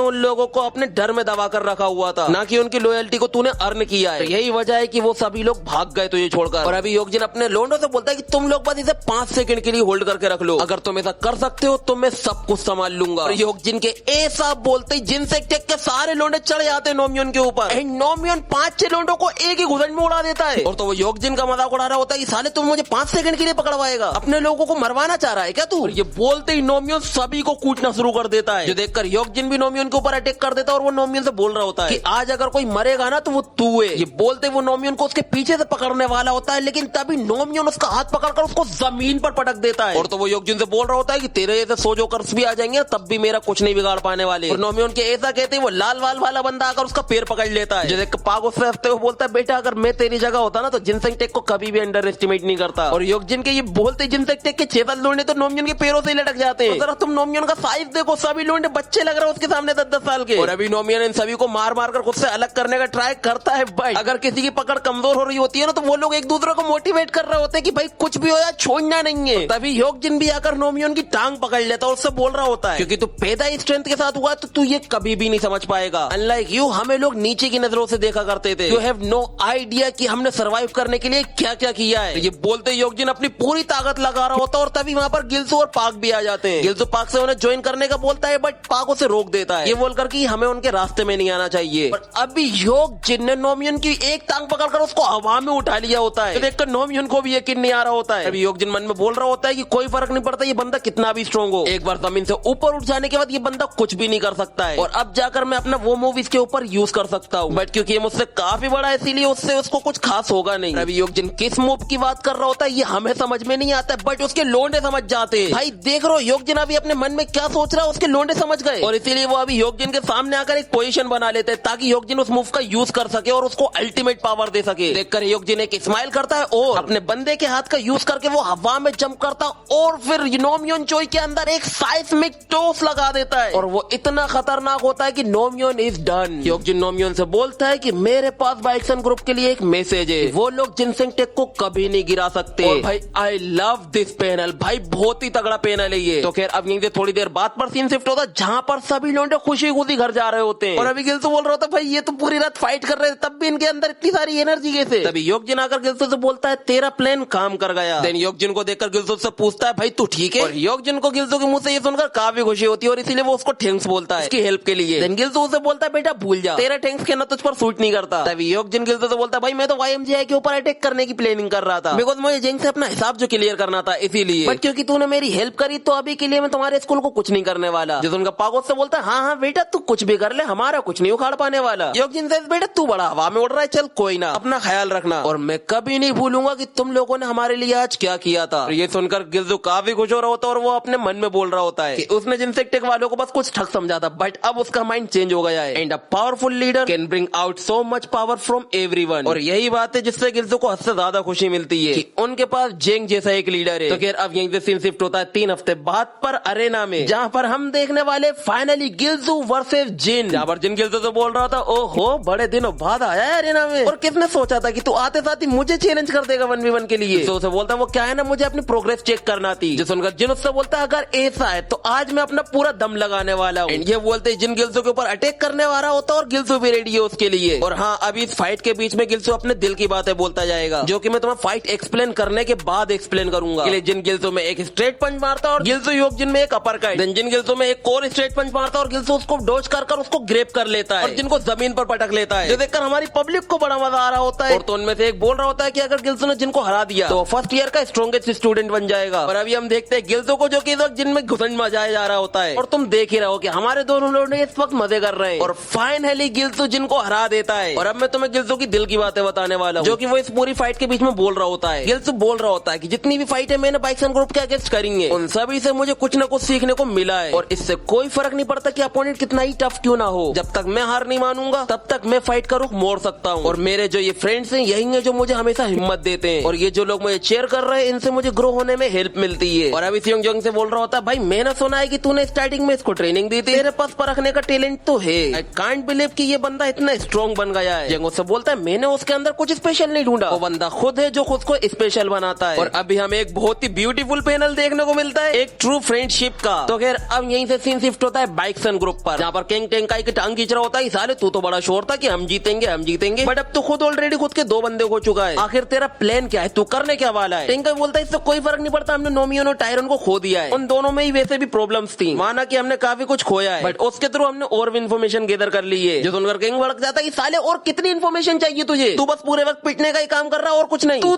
तू करने क्या वाला है, तेरे पास कोई प्लान है भी या बस ऐसे ही? टेंकाई उसे बोलता है, प्लान है, इसीलिए तो आज तुझे बुलाया है। टेंकाई उसके कंधे पे हाथ रखकर उससे बोलता है कि बेटा वक्त आ गया कि अब तू कुछ करे। और फिर यहीं से सीन शिफ्ट होता है बाइक्सन ग्रुप की लैब पर, जहाँ पर मारिया टेंकाई का इंतजार कर रही होती है and she is searching something interesting. तो खैर तभी टेंकाई भी वहाँ पर आ जाता है और टेंकाई मारिया तो बोल रहा होता है, मैंने तुझे मना करा है ना कि ये स्ट्रॉन्ग परफ्यूम लगाकर मेरी लैब में ना आया कर। देन मारिया से ब्रो वो व्हाट अ ब्यूटीफुल व्यू। तो खैर अभी ध्यान देते मेरा ध्यान भटक गया एकदम ही। मारिया टेंकाई से पूछती है कि किंग के साथ तेरी बातचीत कैसी रही? बोलता है कि उसने कहा कि पहले वो थोड़ा सोचेगा, बट मुझे पता है कि वो मान जाएगा। मारिया बोलती है, ये अपने भाई के साथ बिल्कुल भी नहीं है डिसीजन लेने में। टेंकाई उसे बोलता है, अरे छोड़ उन सब बातों को, तू पहले ये देख और मुझे बता, what do you think about my masterpiece? और अभी हम उसके मास्टरपीस को देखते जो कि टाइसन होता है। और इस पैनल को देखकर मुझे लग रहा है कि इसके अंदर खून से ज्यादा ड्रग्स बह रहे होंगे अभी। तो अभी टाइसन बोलता है, this is not bad at all, it was worth all the effort. Tenkai बोल रहा होता है, मुझे नहीं लगा था कि टायरन और नोमियन हार जाएंगे, बट कोई ना, ठीक है। उनके कोलोसियम ने मुझे वो सभी डाटा दे दिया जो मुझे ड्रग्स के लिए चाहिए था। देन टाइसन उससे बोलता है, मुझे खुशी है कि हमने इस ड्रग को टाइम देते हुए बना लिया और अभी हमें उसके बाहर आने से पहले काम पूरा करना होगा। पहले किसकी बात कर रहा है मुझे नहीं पता, आगे के चैप्टर्स में पता चल जाएगा शायद से। भी जाकर ये एक फोटो उठाता है और बोलता है, हमें हमारा YMGI से रिवेंज चाहिए। और तो इस फोटो के अंदर हम 4 लोगों को देखते हैं, जिनमें से 3 तो यही होते हैं, टेंकाई, टाइसन और मारिया। और वो चौथा पर्सन कौन है वो पता नहीं, वो अभी अनोन है। और तो इन्हें किस चीज का रिवेंज चाहिए YMGI से वो तो मुझे भी नहीं पता। वेल इस टाइम पे मुझे कुछ भी नहीं पता, क्योंकि आगे का एक चैप्टर भी नहीं पढ़ा है मैंने, एक चैप्टर। और अभी के लिए ये आग फाइनली खत्म होती है। हाँ, सांसें फूल गई मेरी। और हाँ गाइस, मैं अब तुम्हें एक बात और बता दूं, संडे का दिन भाई मेरा रिकॉर्डिंग वाला दिन होता है, क्योंकि उसी दिन मुझे छुट्टी मिलती है। तो संडे को तो वीडियो अपलोड करना मुश्किल है। तो जहाँ तक मुझे पता है मंडे ट्यूसडे तक तो मैं कंफर्म वीडियो अपलोड कर ही दूंगा। और हाँ, कुछ लोगों ने मुझे कमेंट कर बोला था कि भाई व्हाइट बैकग्राउंड का यूज करो, बिकॉज ये बैकग्राउंड अनोइंग है भाई, हद होती है ये बैकग्राउंड बनाने के लिए। मैंने पूरा अपना एक दिन बर्बाद करा है, एक दिन। और तुम लोग बोल रहे हो साला ये अनोइंग है कैसे? खैर कोई ना, तुम लोग बोल रहे हो तो बात तो माननी पड़ेगी। इसीलिए मैं अपनी हर एक वीडियो की स्टार्टिंग में ये बैकग्राउंड को रखा करूंगा और जैसे ही मांगा शुरू हुआ करेगी मैं ये बैकग्राउंड हटा दिया करूंगा। तो खैर आज के लिए बस इतना ही था। अब मैं तुमसे मिलता हूँ सीधे नेक्स्ट टॉक में, तब तक के लिए गुड बाय। और हाँ, कमेंट में मुझे बता देना कि वीडियो कैसी लगी, मैंने अपना बहुत टाइम बर्बाद करा इसे बनाने के लिए।